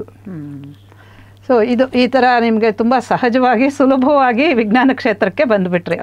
ಆಮೇಲೆ ಸರ್ ನಿಮಗೆ ಈ ಅವಾರ್ಡ್ಗಳು ಬಂದಿದೆಯಲ್ಲ, ಇದು ಯಾವುದಾದ್ರೂ ಒಂದು ಇಂಥ ಒಂದು ಗ್ರಂಥಕ್ಕೆ ಅಂತನಾ ಅಥವಾ ಒಟ್ಟು ಅಂತ ಬಂದಿದೆಯಾ? ಇಲ್ಲ, ಈಗ ಈ ಕರ್ನಾಟಕ ಸಾಹಿತ್ಯ ಅಕಾಡೆಮಿ ಇಲ್ಲ, ಅದು ಪುರಸ್ಕಾರ, ಅದು ಪುಸ್ತಕ ಬಹುಮಾನ ಅಂತ. ವಾಸ್ತವವಾಗಿ ಅದು ಯಾವ ಪುಸ್ತಕಕ್ಕೆ ಬಂತು? ಇದು ಹಿಮದ ಸಾಮ್ರಾಜ್ಯದಲ್ಲಿ ಅಂತ ಹೇಳ್ಬಿಟ್ಟು ಅಂಟಾರ್ಟಿಕಾ ಖಂಡಕ್ಕೆ ಮೊದಲು ಭಾರತೀಯರು ಹೋದಾಗ, ಅಂಟಾರ್ಟಿಕಾ ಖಂಡ ಅಂದ್ರೆ ಏನು ಅಂತ ಜನಸಾಮಾನ್ಯಕ್ಕೆ ಗೊತ್ತಿರಲ್ಲ. ಹೌದು, ಅದು ಉತ್ತರದಲ್ಲಿದೆಯೋ ದಕ್ಷಿಣದಲ್ಲಿದೆಯೋ ಅಂದ್ರೆ ಇನ್ನೂ ಕನ್ಫ್ಯೂಷನ್. ಆಂಟಿ ಆರ್ಟಿಕ್ ಅಂತ ಅಂದ್ರೆ ಉತ್ತರ ಧ್ರುವಕ್ಕೆ ವಿರುದ್ಧವಾಗಿರೋದು ಆಂಟಿ ದಕ್ಷಿಣ ಧ್ರುವ, ಅದಕ್ಕೆ ಅಂಟಾರ್ಟಿಕಾ ಅಂತ ಕೊಟ್ಟರು. ಅಲ್ಲಿಂದ ಶುರು ಮಾಡ್ಕೊಂಡು ನಮ್ಮವ್ರು ಹೇಗೆ ಹೋದ್ರು, ಅಲ್ಲಿ ಹೇಗೆ ಚಳಿ ಇರುತ್ತೆ, ನಮ್ಮವ್ರು ಹೋದಾಗ ಅಲ್ಲಿ ಏನೇನು ಅನುಭವಿಸಿದ್ರು ಅಂತ ಹೇಳ್ಬಿಟ್ಟು ಫಸ್ಟ್ ಹ್ಯಾಂಡ್ ಇನ್ಫಾರ್ಮೇಶನ್ ನನಗೆ ಬರ್ತಾ ಇತ್ತು. ಆಮೇಲೆ ನಾನು ನಮ್ಮ ಸ್ನೇಹಿತರಿದ್ದಾರೆ ಅಂಟಾರ್ಟಿಕಾದಲ್ಲಿ, ಅವರು ಮೆಸೇಜ್ಗಳು ಡೆಲ್ಲಿಗೆ ಬರೋದು. ವಾಸ ಮಾಡ್ತಿದ್ದಾರೆ. ಹೌದು, ಟೆಂಟ್ ಹಾಕೊಂಡು ಇದನ್ನ ಕಟ್ಕೊಂಡು ಆಗುತ್ತೆ. -30 ಡಿಗ್ರಿಗೆ ಹೋಗುತ್ತೆ ಅಲ್ಲಿ. -30. ಅವ್ರು ಹೇಳ್ತಾರೆ -10ಕ್ಕೆ ಬಂದರೆ ಅತ್ಯಂತ ಸಂತೋಷ ಪಡ್ತೀವಪ್ಪ ಅಂತ ಹೇಳಿ. ಅವ್ರದ್ದು ಏನು ಸಮಸ್ಯೆ ಅಂತಂದರೆ, ಸ್ನಾನ ಮಾಡಿಬಿಟ್ಟು ಟೌಲಲ್ಲಿ ಒರೆಸ್ಕೊಳ್ಳೋದಷ್ಟೊತ್ತಿಗೆ ಇಡೀ ಟೌಲೇನೆ ಐಸಾಗ್ಬಿಟ್ಟು ಗಟ್ಟಿ ಬಳಕುತ್ತಂತೆ, ತಗಡ ಥರ. ಅದ್ಯಾರು ಒರೆಸ್ಕೊಳಕ್ಕೆ ಹೋದರೆ ಮೈಯೆಲ್ಲ ಗೀರು ಬಂದುಬಿಡುತ್ತೆ, ಒಳ್ಳೆ ಕತ್ತಿ ಹಲಗ್ತಾರ ಅದು. ಅಂಥ ಕೋಲ್ಡ್ ಅದು. ಉಸಿರಾಡಿದ್ರೆ ಅದು ಐಸ್ ಮೂಲಕ ಆಚೆಗೆ ಹೋಗುತ್ತದು. ಅಂಥ ಕೋಲ್ಡ್ ಸೈನಿಕರದು ಅಲ್ಲೆಲ್ಲ ಹೌದು, ಸಿಯಾಚಿನ್ ಇದರಲ್ಲೆಲ್ಲ ಇದೆಯಲ್ಲ, ಅದಕ್ಕಿಂತಲೂ ಜಾಸ್ತಿ ಅತ್ಯಂತ. ಅವರು ಈರುಳ್ಳಿ ನಿಂಬೆಹಣ್ಣು ಅಂತ ಏನಾದ್ರು ತಗೊಂಡು ಹೋಗಿದ್ರೆ ಎಲ್ಲ ಬಾಲ್ ತರ ಆಗುತ್ತೆ. ಇವತ್ತು ಕೂಡ ಅನುಭವಿಸ್ತಾರಲ್ಲ, ಅವ್ರು ಹೇಳ್ತಾರೆ. ಮತ್ತೆ ಏನಿದ್ದು ನಿರಂತರ ಅಧ್ಯಯನಕ್ಕೆ ಅಂತಿದ್ದಾರೆ. ಅಲ್ಲಿ ಏನಾಗುತ್ತೆ ಅಂದ್ರೆ ಅಂಟಾರ್ಟಿಕಾ ಬಗ್ಗೆ ವಿಜ್ಞಾನಿಗಳ ಯಾರು ಸರಿ? ಎಲ್ಲರೂ ವಿಜ್ಞಾನಿಗಳು. ಇಂಡಿಯಾದಲ್ಲಿ ಯಾವ್ಯಾವ್ದು ವೈಜ್ಞಾನಿಕ ಸಂಸ್ಥೆಗಳು ಇದೆಯೋ ಕೇಂದ್ರ ಸರ್ಕಾರದ್ದು, ಆಗ ಅಷ್ಟೂ ಸಂಸ್ಥೆಗಳ ಪ್ರತಿನಿಧಿಗಳು. ಉದಾಹರಣೆಗೆ ಕೃಷಿ ವಿಜ್ಞಾನಿಗಳಿಗೆ ಅಲ್ಲೇನಾದ್ರು ಬೆಳಿಬೋದಾ, ಆ ವಾತಾವರಣದಲ್ಲಿ ಆಸಕ್ತಿ ಇರುತ್ತೆ. ಈ ಮೀನುಗಳ ಬಗ್ಗೆ ಅಲ್ಲಿ ಯಾವ ಥರ ಈ ಚಳಿಗೆ ಹೊಂದ್ಕೊಂಡಿವೆ, ಅವುಗಳ ಸಂತಾನೋತ್ಪತ್ತಿ ಹೇಗಾಗುತ್ತೆ ಅನ್ನೋದು. ಅಲ್ಲ, ಈ ತೀರದಲ್ಲಿ ತರ್ತಾರೆ, ತೀರಕ್ಕೆ ಹೋಗ್ತಾರಲ್ಲ ಇದು ಮಾಡ್ಕೊಂಡು. ಹಾಗೆಯೇ ಅಲ್ಲಿ ಯಾವುದೇ ರೀತಿಯ ಮಾಲಿನ್ಯ ಆಗಿಲ್ಲ ಅಂಟಾರ್ಟಿಕಾ ಇವತ್ತಿನವರೆಗೂ. ಮಾಲಿನ್ಯ ಆಗಿಲ್ಲ, 100ಕ್ಕೆ 100 ಶುದ್ಧ ಪರಿಸರ. ಆದ್ದರಿಂದ ಶುದ್ಧ ಪರಿಸರ ಹೇಗಿರುತ್ತೆ ಅಂತ ಅಧ್ಯಯನ ಮಾಡೋಕ್ಕೆ ನಮ್ಮಲ್ಲಿ ಹೋಗ್ತಾರೆ. ಮತ್ತು ಐಸು ಬಿದ್ದರೆ ಅದು ಎಷ್ಟು ಚಲನೆ ಮಾಡುತ್ತೆ ಅಂತ ಹೇಳ್ಬಿಟ್ಟು, ಉದಾಹರಣೆಗೆ ಒಂದು ರೀಸೆಂಟಾಗಿ ಒಂದು ದೊಡ್ಡ ಐಸ್ಬರ್ಗ್ ಅಂತೀವಿ, ಅದು ಕಿತ್ಕೊಂಡು ಸಮುದ್ರಕ್ಕೆ ಬಿತ್ತು. ಅದು ಎಷ್ಟು ದೊಡ್ಡದಾಗಿತ್ತು ಅಂತಂದರೆ ಇಡೀ ಕೊಡಗು ಜಿಲ್ಲೆಯಿಂದ ಅದ್ರ ಮೇಲೆ ಕುಡಿಸ್ಬೋದಾಯಿತು. ಒಂದೇ ಒಂದು ಹಿಮದ ತುಂಡು. ಐಸ್ಬರ್ಗು ಟಿಪ್ ಆಫ್ ದಿ ಐಸ್ಬರ್ಗ್ ಅಂದರೆ ಒಂದು ಭಾಗ ಇರುತ್ತೆ, 4 ಭಾಗ ನೀರಿನಲ್ಲಿ ಮುಳುಗಿರುತ್ತದು. ಆಗ ಹೀಗೆ ಇಂಥವೆಲ್ಲ ಅತ್ಯಂತ ಸಂಶೋಧನೆಗೆ ಬಯಸೋಂಥ ಸಬ್ಜೆಕ್ಟ್ಗಳು. ನಮ್ಮಲ್ಲಿ ಇಷ್ಟೊಂದು ಐಸ್ ಮುಚ್ಕೊಂಡಿದ್ದಾರೆ, ಒಳಗಡೆ ಯಾವ ನಿಕ್ಷೇಪ ಇರ್ಬೋದು ಅಂತ ಹೇಳ್ಬಿಟ್ಟು ಅದನ್ನು ಒಂದು ಇದು ಮಾಡೋದು. ಅಂದರೆ ಏನೇ ಆದರೂ ಕೂಡ ಇವಾಗ ಅಂತಾರಾಷ್ಟ್ರೀಯ ಕಾನೂನಲ್ಲಿ ಅಂಟಾರ್ಟಿಕಾದಿಂದನ ಒಂದು ಏನೂ ತರಕ್ಕೆ ಸಾಧ್ಯ ಇಲ್ಲ, ಅಥವಾ ನೀವು ಇಲ್ಲಿಂದ ಒಂದು ಸೊಳ್ಳೆ ಕೂಡ ಬಿಟ್ಟು ಬರೋಕ್ಕಾಗೋದಿಲ್ಲ, ಮಾಡಬಾರ್ದು. ಒಂದು ಕೂಡ ಒಂದು ನಾಯಿ ಕರ್ಕೊಂಡು ಹೋಗ್ಬಾರ್ದು, ನಿಮ್ಮ ಪೆಟ್ಸ್ ಕರ್ಕೊಂಡು ಹೋಗ್ಬಾರ್ದು. ಯಾವುದೇ ರೀತಿಯ ಹೊಸ ಪ್ರಭೇದಗಳನ್ನು ಆ ಪರಿಸರಕ್ಕೆ ಬಿಟ್ಟು ಆ ಪರಿಸರ ಹಾಳು ಮಾಡೋದು. ಈಗ ಚಂದ್ರನಿಗೆ ಹೋದರೆ, ಚಂದ್ರನ ಮೇಲೆ ಹೋದರೆ ಬರಬೇಕಾದ್ರೆ ನೋಡಿ ಎಷ್ಟೊಂದೆಲ್ಲ ಕ್ಲೀನ್ ಮಾಡ್ತಾರೆ, ಅವ್ರನ್ನ ಸಡನ್ನಾಗಿ ಬಿಡೋದಿಲ್ಲ. ಯಾಕೆಂದ್ರೆ ಅಲ್ಲಿ ಯಾವುದೋ ಒಂದು ರೀತಿಯ ವೈರಸ್ಸು ಅಥವಾ ಸೂಕ್ಷ್ಮ ಜೀವಿಗಳಿದ್ರೆ ಹೊಸದಾಗಿ ನಮ್ಮ ಇದಕ್ಕೆ ಭೂಮಿ ಬಿಟ್ಟರೆ ಅದು ಹೊಸ ಕಾಯಿಲೆ ತರ್ಬೋದು. ಅದು ಈ ಭಯಕ್ಕೋಸ್ಕರ ಅಂಟಾರ್ಟಿಕಾಕ್ಕೆ ಹೋಗ್ಬೇಕಾದ್ರೂ ಕೂಡ ಪರಿಶುದ್ಧವಾಗಿ ಹೋಗ್ಬೇಕು, ಪರಿಶುದ್ಧವಾಗಿ ಬರಬೇಕು. ಅಷ್ಟೇ ಅದಕ್ಕೆ ಅಲ್ಲಿ ಮಾಡಿದ ಟಾಯ್ಲೆಟ್ನ ಕೂಡ ಬಿಟ್ಟು ಬರಬಾರ್ದು. ಪ್ಲಾಸ್ಟಿಕ್ನಲ್ಲಿ ಹಾಕೊಂಬಿಟ್ಟು ಬಂದು ಸಮುದ್ರದಲ್ಲಿ ಯಾವುದೋ ಒಂದು ನಿರ್ದಿಷ್ಟ ಸ್ಥಳದಲ್ಲಿ ಇಡೀ ಇದನ್ನು ಮಲ ವಿಸರ್ಜನೆ ಮಾಡ್ತಾರಲ್ಲಿ, ಮಾಡಿ ಪ್ಯಾಕೆಟ್ ಮಾಡಿ. ಅಲ್ಲಿ ಹಾಳಾಗಬಾರ್ದು ಪರಿಸರ ಅಂಥೇಳಿ ಅದರದ್ದೇ ಒಂದು ಅಂಟಾರ್ಟಿಕಾ ವಿಜ್ಞಾನ ಅಂತಲೇ ಒಂದು ಹೊಸ ವಿಭಾಗನೇ ತಲೆ ಎತ್ತಿದೆ. ಅದು ಅನೇಕ ವಿಜ್ಞಾನಗಳ ಸಮ್ಮಿಲನ, ಒಂದು ಸಂಕೀರ್ಣವಾದ. ಇದು ಹೊರಗಡೆ ಎಲ್ಲ ಹಾಳು ಮಾಡಿದ್ದೀವಿ, ಅದೊಂದಾದ್ರೂ ಶುದ್ಧವಾಗಿ ಇವತ್ತು ಕೂಡ ಅದು ಯಾವ ದೇಶಕ್ಕೂ ಸೇರಿಲ್ಲ, ಯಾವ ಕಾನೂನಿಗೂ ಇಲ್ಲ. ನೋ ಮ್ಯಾನ್ಸ್ ಲ್ಯಾಂಡ್ ಅಂತಾರೆ. ಒಟ್ಟು ಇಡೀ ಮನುಕುಲಕ್ಕೆ ಸೇರಿದ್ದು. ಯಾರು ಬೇಕಾ ಸಂಶೋಧನೆ ಮಾಡ್ಬೋದು. ಅದಕ್ಕೆ ಮೆಂಬರ್ಶಿಪ್ ಸಿಗುತ್ತೆ. ಮಿನಿಮಮ್ 1 ವರ್ಷ 2 ವರ್ಷ ಅವರು ಅಲ್ಲಿ ಸಂಶೋಧನೆ ಮಾಡೋಕೆ, ಸುಮ್ಮನೆ ಹೋಗಿ ಟಚ್ ಮಾಡಿಬಿಟ್ಟು ಬಂದರೆ ನಿಮಗೆ ಮೆಂಬರ್ಶಿಪ್ ಸಿಕ್ಕಲ್ಲ. ಹಾಗೆಯೇ ಅಲ್ಲಿ ಹಾಳು ಮಾಡಲ್ಲ ಅಂತ ಹೇಳ್ಬಿಟ್ಟು ಮುಚ್ಚಳಿಕೆ ಕೂಡ ಅಂತಾರಾಷ್ಟ್ರೀಯ ಮಟ್ಟದಲ್ಲಿ ಬರ್ಕೊಡ್ಬೇಕಾಗುತ್ತೆ. We are avoid by control ಮಾಡ್ತಾ ನಿಯಮನ ಮಾಡೋದಕ್ಕೆ ಯಾವ which is the body sir? ಅದಕ್ಕೆ ಅಂಟಾರ್ಟಿಕ್ ಇದು ಮಾಡೋದಕ್ಕೆ, ಒಂದು ನಿಯಂತ್ರಣ ಮಾಡೋದಕ್ಕೆ ಒಂದು ವಿಶ್ವ ಮಟ್ಟದಲ್ಲಿ ಒಂದು ಸಂಸ್ಥೆ ಇದೆ. ಅದಕ್ಕೆ ಭಾರತ ಕೂಡ ಸದಸ್ಯ ರಾಷ್ಟ್ರ. ಯಾಕಂದರೆ ಸತತವಾಗಿ ನಾವು ಪ್ರತಿ ವರ್ಷನೂ ಡಿಸೆಂಬರ್ನಲ್ಲಿ ಹೋಗ್ತಲೇ ಇದ್ದೀವಿ. ಹೋಗಿ ಅಲ್ಲಿ ಒಂದು ಎಷ್ಟು ವರ್ಷದಿಂದ ನಡೀತಾ ಇದೆ ಅದು? ಅಂಟಾರ್ಟಿಕಾ 81ರಲ್ಲಿ ನಿಲ್ಲಿಸುತ್ತೆ. ಕರೆಕ್ಟ್ 81ರಿಂದ ಶುರುವಾಗಿದ್ದು. ಹೌದು, ನಿರಂತರವಾಗಿ ಇದಾಗುತ್ತೆ. ಇಲ್ಲೊಂದು ತಮಾಷೆ ಅಂದರೆ ಅಂಟಾರ್ಟಿಕಾ ಬುಕ್ಕಿನ ಬಗ್ಗೆ ಕೇಳಿದ್ರಿ ನೀವು. ನಾನು ಕಾಡಲ್ಲಿ ಸರ್ವೆ ಮಾಡ್ತಾ ಇದ್ದೆ, ನನಗೆ ಎಲ್ಲಿ ಸಿಗ್ಬೇಕು ಮಾಹಿತಿ? ಆಗ ನನ್ನ ಶ್ರೀಮತಿ ನ್ಯೂಸ್ ಪೇಪರ್ ಕಟ್ಟಿಂಗ್ಸು ಎಲ್ಲ ಸೇರಿ ನನಗೆ ಪೋಸ್ಟ್ನಲ್ಲಿ ಕಳಿಸೋಳು.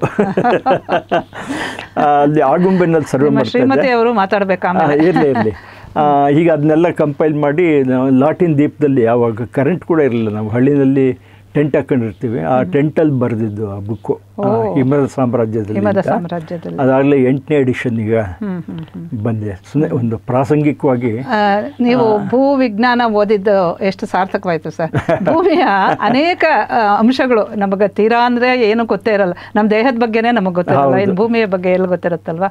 ಈಗ ನಿಮ್ಮಂಥವ್ರು ಓದ್ದವರು ಅದ್ರ ಬಗ್ಗೆ ಆಸಕ್ತಿ ಇಟ್ಕೊಂಡು ವಿಷಯಗಳನ್ನು, ಮಾಹಿತಿಯನ್ನು ಎಲ್ಲ ಸೇರಿಸಿ ಈ ರೀತಿ ಬರೆದ್ರೆ ಮಾತ್ರ ಸಾಮಾನ್ಯ ಜನರಿಗೆ ಗೊತ್ತಾಗುತ್ತೆ.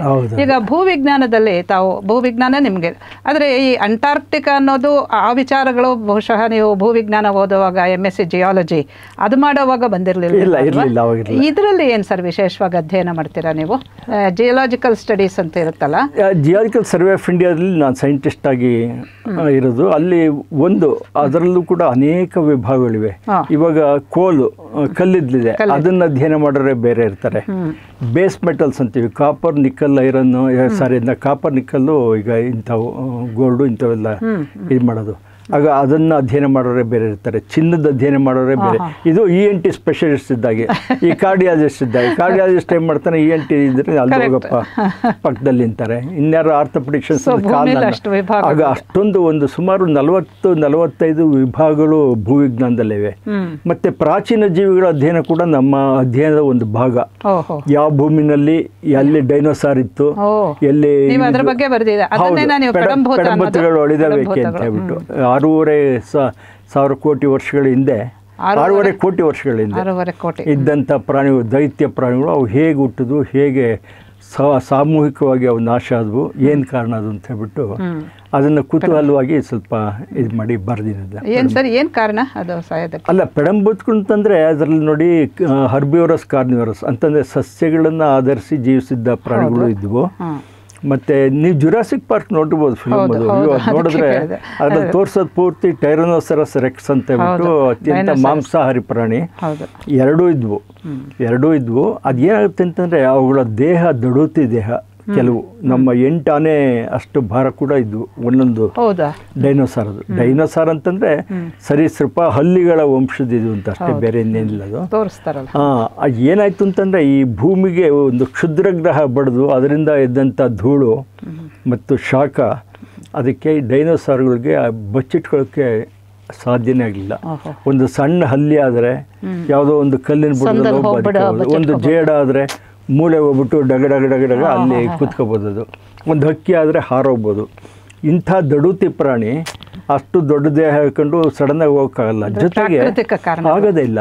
ಜೊತೆಗೆ ಸಸ್ಯಗಳು ಯಾವಾಗ ಈ ಧೂಳಿನಿಂದ ಸಸ್ಯಾಹಾರ ಸಿಕ್ಕದೆ ನಷ್ಟ ಆಯಿತೋ ಅಥವಾ ಕೊರತೆ ಆಯಿತೋ, ಆಗ ಸಸ್ಯಾಹಾರಿ ಡೈನೋಸಾರ್ಗಳು ಉಳಿಲಿಲ್ಲ. ಸಸ್ಯಾಹಾರಿ ಉಳಿದಿದ ಮೇಲೆ ಮಾಂಸಾಹಾರಿ ಕೂಡ ಉಳಿಯೋಕ್ಕೆ ಸಾಧ್ಯ ಇಲ್ಲ.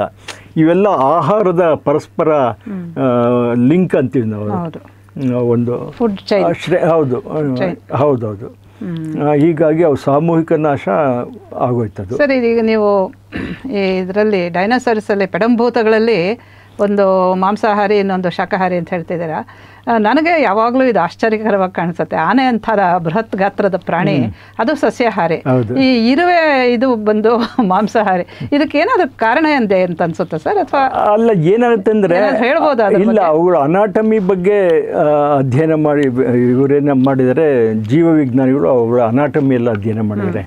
ಅವುಗಳು ಎವಲ್ಯೂಷನರಿ ಪ್ಯಾಟರ್ನ್ ಅಂತಾರೆ, ವಿಕಾಸದ ಹಾದಿನಲ್ಲಿ ಅವು ಹಾಗೆ ಹೋದವು. ವಿಕಾಸ ನಿಮಗೆ ತುಂಬ ಅವಕಾಶ ಕೊಡುತ್ತೆ, ಯಾವ್ಯಾವ ಡೈರೆಕ್ಷನ್ ನೀವು ಹೋಗ್ಬೋದು ಅನ್ನೋದಕ್ಕೆ ಅವಕಾಶ ಕೊಡುತ್ತೆ. ಉದಾಹರಣೆಗೆ ಕೋತಿಗಳು, ಇನ್ನೂ ಯಾಕೆ ಕೋತಿಗಳಾಗಿವೆ, ನಾವು ವಾನರರ ಪ್ರಭೇದದಿಂದ ಬಂದಾಗಿದ್ರೆ ಅಂತಂದರೆ ಅವು ನೆಲಕ್ಕೆ ಬೇಗ ಇಳಿಲಿಲ್ಲ, ಮರನೇ ಆಶ್ರಯಿಸ್ಕೊಂಡಿದ್ವು.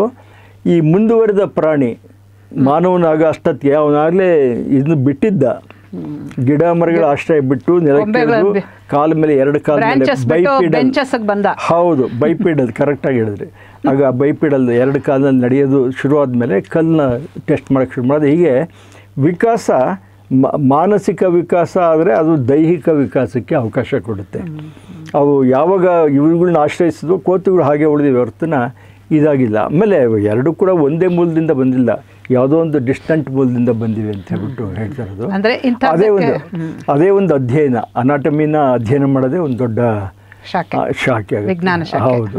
ನಾವು ಮುಖ್ಯವಾಗಿ ಏನು ಮಾಡ್ತೀವಿ ಅಂತಂದರೆ, ಶಿಲೆಗಳಲ್ಲಿ ಹಿಂದೆ ಪಳೆಯುಳಿಕೆಗಳಾಗಿ ಅಂದರೆ ಜೀವಿ ಅವಶೇಷಗಳಾಗಿ ಉಳಿದಂಥ ಪ್ರಾಣಿಗಳು, ಅವುಗಳನ್ನ ಜೋಡಿಸ್ತಾ ಬಂದರೆ ಭೂಮಿಯ ಇತಿಹಾಸನೇ ನಮಗೆ ಪುಟ ಅಧ್ಯಾಯ ಮೊದಲನೇ ಅಧ್ಯಾಯದಲ್ಲಿ ಏನಿತ್ತು, ಆದಿಪರ್ವದಲ್ಲೇನಿತ್ತು, ಸ್ವರ್ಗಾರೋಹಣ ಪರ್ವದಲ್ಲಿ ಏನಿತ್ತು ಅಂತ ನಾವು ಹೇಗೆ ನಮ್ಮ ಮಹಾಭಾರತ ವಿಂಗಡಿಸ್ತೀವೋ, ಹಾಗೆಯೇ ಭೂಮಿಯ ಆದಿಪರ್ವದಿಂದ ಹಿಡಿದು ಕೊನೆಯ ಪರ್ವ ಅಂದರೆ ಕೊನೆಗೆ ಇರಲ್ಲ. ಇದು ಕೂಡ ನಿರಂತರವಾಗಿ ಬದಲಾವಣೆ, ನಿಸರ್ಗದ ನಿಯಮ. ಈಗಲೂ ಕೂಡ ಬದಲಾವಣೆ ಆಗ್ತಾ ಇರುತ್ತೆ, ನಮಗೆ ಗೊತ್ತಾಗಲ್ಲ. ಯಾಕೆಂದರೆ ಮನುಷ್ಯರ ಜೀವನ ತುಂಬ ಅತ್ಯಂತ ಹ್ರಸ್ವವಾದ್ದು. 100 ವರ್ಷದಲ್ಲಿ ಏನೂ ಕಾಣಲ್ಲ. ಒಂದು ಬೆಟ್ಟದಿಂದ ಒಂದು ಕಲ್ಲು ಬಿದ್ದಿರೋದು ಕೂಡ ನೀವು ನೋಡಿರಲ್ಲ, ಹೌದಾ? ದೊಡ್ಡ ಬಂಡೆ ಬಿದ್ದಿರೋದು ನೋಡಿರಲ್ಲ. ಅದಕ್ಕೆ ಸಾಕಷ್ಟು ಸಮಯ ಬೇಕು. 2 ಇಂಚ್ ಮಣ್ಣಾಗೋದಕ್ಕೆ 10,000 ವರ್ಷ ಬೇಕು ಈ ಕಲ್ಲು. ಹೀಗಾಗಿ ನಿಧಾನವಾದ ಪ್ರಕ್ರಿಯೆ. ಅದನ್ನು ಅಧ್ಯಯನ ಮಾಡೋದು ಪೆಲೆಂಟಾಲಜಿ ವಿಭಾಗ ಅಂತ ನಮ್ಮಲ್ಲಿದೆ. ಅವರು ಅದನ್ನೆಲ್ಲ ಅಧ್ಯಯನ ಮಾಡ್ತಾರೆ. ಈಗ ಕಲ್ಕತ್ತಾಲ್ಲಿ ಅದರ ಮುಖ್ಯವಾದ ಶಾಖೆ ಇದೆ. ಮ್ಯೂಸಿಯಂನಲ್ಲಿ ದೊಡ್ಡ ದೊಡ್ಡ ಪಡಂಬತ್ತದ್ದು ಇವು ಎಲ್ಲ ಇದಿಟ್ಟಿದ್ದಾರೆ. ಈಗ ನಾನು ಕೇಳಿದ ಪ್ರಶ್ನೆಗೆ ಆನೆ ಇರುವೆಗೆ ಇಂಥದ್ದು ಅಂತ ಹೇಳೋಕ್ಕಾಗಲ್ಲ. ಇದು ಈ ಎವಲ್ಯೂಷನ್ ಕ್ರಮದಲ್ಲೇ ಅದು ಹೇಗೋ ಹೋಗಿದೆ. ಹೌದು, ಎವಲ್ಯೂಷನ್ ಅವು ಆಯ್ಕೆ ಮಾಡ್ಕೊಂಡು ಸ್ಪಷ್ಟವಾಗಿ ಏನು ಹೇಳೋಕ್ಕಾಗೋದಿಲ್ಲ. ಇಲ್ಲ, ಆಯ್ಕೆ ಮಾಡ್ಕೊಂಡು ಕ್ರಮ ಅದರ ಸ್ವಾತಂತ್ರ್ಯ. ಹೌದು, ಸ್ವಾತಂತ್ರ್ಯ ಅಷ್ಟೇ. ಇವಾಗ ಮೂಲತಃ ಮನುಷ್ಯ ಕೂಡ ಮಾಂಸಾಹಾರಿ ಆಗಿದ್ದ ತಾನೆ. ಹೌದು, ಮೂಲತಃ ಅಂದರೆ ಇದು ಯಾವುದೋ ಶಿಲಾಯುಗದ ಆ ಟೈಮ್ನಲ್ಲಿ. ಬರ್ತಾ ಬರ್ತಾ ಬರ್ತಾ ಅವನಿಗೆ ಈ ಸಸ್ಯಾಹಾರದ ಕಡೆ ಹೆಚ್ಚಿಗೆ ಒಲವಾಗ್ಬಿಟ್ಟು ಆಗ ಅದು ಮಾಡಿದಾಗ ಏನಾಯಿತು, ಕೋರೆ ಅಲ್ಲಿ ಕೂಡ ಮನುಷ್ಯನ ಕಡಿಮೆ ಆಗ್ತಾ ಬಂತು. ಬಿಕಾಸ್ ಅದ್ರದ್ದು ಬಳಕೆ ಕಡಿಮೆ ಆಯ್ತಲ್ಲ. ಹೀಗಾಗಿ ಅದು ಶಿಫ್ಟ್ ಅಷ್ಟೇ. ನೀವು ಯಾವ ಡೈರೆಕ್ಷನಲ್ಲಿ ಹೋಗ್ತಿರೋ ಎವಲ್ಯೂಷನ್ ಅದು ಕಡೆಗೆ ಕರ್ಕೊಂಡು ಹೋಗ್ತದೆ ಮಾತ್ರ. ಅದಕ್ಕೇನು ನಾವು ತುಂಬ ದೊಡ್ಡದಾಗಿ ಮಾರಲೈಸ್ ಮಾಡಬೇಕು. ಇಲ್ಲ ಇಲ್ಲ ಇಲ್ಲ, ಅದನ್ನೇನು ಅಷ್ಟೊಂದು ಗಂಭೀರವಾಗಿ ತಗೋಬೇಕಾದ್ರೆ ಮನುಷ್ಯ ಕುತೂಹಲ ಅಷ್ಟೇ. ಅಲ್ಲಲ್ಲ, ಎಷ್ಟು ಗಂಭೀರವಾಗಿ ತಂದ್ರೂ ಕೂಡ ಅದು ಏನು ಬೇಕೋ ಅದೇ ಮಾಡಿದೆ. ಏನು ನಮ್ಮ ಕಣ್ಣಲ್ಲಿ ಏನಿಲ್ಲ ಅದು. ಹೀಗಾಗಿದೆ ನಮ್ಮ ನಾನು ಒಟ್ಟಾರೆ ಹೇಳಿದೇನು ಅಂತಂದರೆ ಭೂವಿಜ್ಞಾನದಲ್ಲಿ ಇಂಥ ರೋಚಕವಾದ ಅನೇಕ ಅಂಶಗಳು ಬರ್ತವೆ. ಇವಾಗ ಮಾನವ ಚಂದ್ರನ ಮೇಲೆ ಹೋದ. ಆ ಚಂದ್ರನ ಮೇಲೆ ಚಂದ್ರನ ಕಲ್ಲು ಎಂಥದ್ದು ಅಂತ ಕುತೂಹಲ. ಚಂದ್ರನ ಕಲ್ಲು ನೋಡಿದ್ರೆ ನಮ್ಮ ಇದರಲ್ಲಿ ಗುಲ್ಬರ್ಗ, ರಾಯಚೂರು ಅಥವಾ ಸೈಂಟ್ ಮೇರಿ ದ್ವೀಪ ನೀವು ಬಹುಶಃ ಕೇಳಿರ್ತೀರಿ ಅಥವಾ ನೋಡ್ತೀವಿ. ಅಲ್ಲಿ ಕಂಬ ಎಲ್ಲ ಇದೆ. ಆ ಕಲ್ಗೂ ಚಂದ್ರಶಿಲೆಗೂ ಏನು ವ್ಯತ್ಯಾಸನೇ ಇಲ್ಲ. ಅಂದರೆ ಹೆಚ್ಚು ಕಡಿಮೆ ಭೂಮಿ ಆದ ಸ್ವಲ್ಪ ಸಮಯದ ನಂತರ ಚಂದ್ರ ಹುಟ್ಟ್ಯಾನೆ ಅಂತ ಪ್ರೂವ್ ಮಾಡೋದಕ್ಕೆ ಆ 2 ಶಿಲೆಗಳನ್ನು ಕೂಡ ನಾವು ಕಂಪೇರ್ ಮಾಡಿ ನೋಡ್ತೀವಿ. ಈಗ ಇದಕ್ಕೆ ಜಿಯಾಲಜಿ ಅಂತ, ಅದಕ್ಕೆ ಮೂನಾಲಜಿ ಅನ್ಬೋದಾ? ಮೂನಾಲಜಿ ಅದಕ್ಕಿಂತ ಜಿಯಾಲಜಿ ಆಫ್ ಮೂನ್ ಅಂತೀವಿ. ಇವಾಗ ಪ್ಲಾನೆಟರಿ ಜಿಯಾಲಜಿ ಅಂತೀವಿ. ಅಂದರೆ ಗ್ರಹಗಳ ಭೂವಿಜ್ಞಾನ ಅಂತೇಳಿ.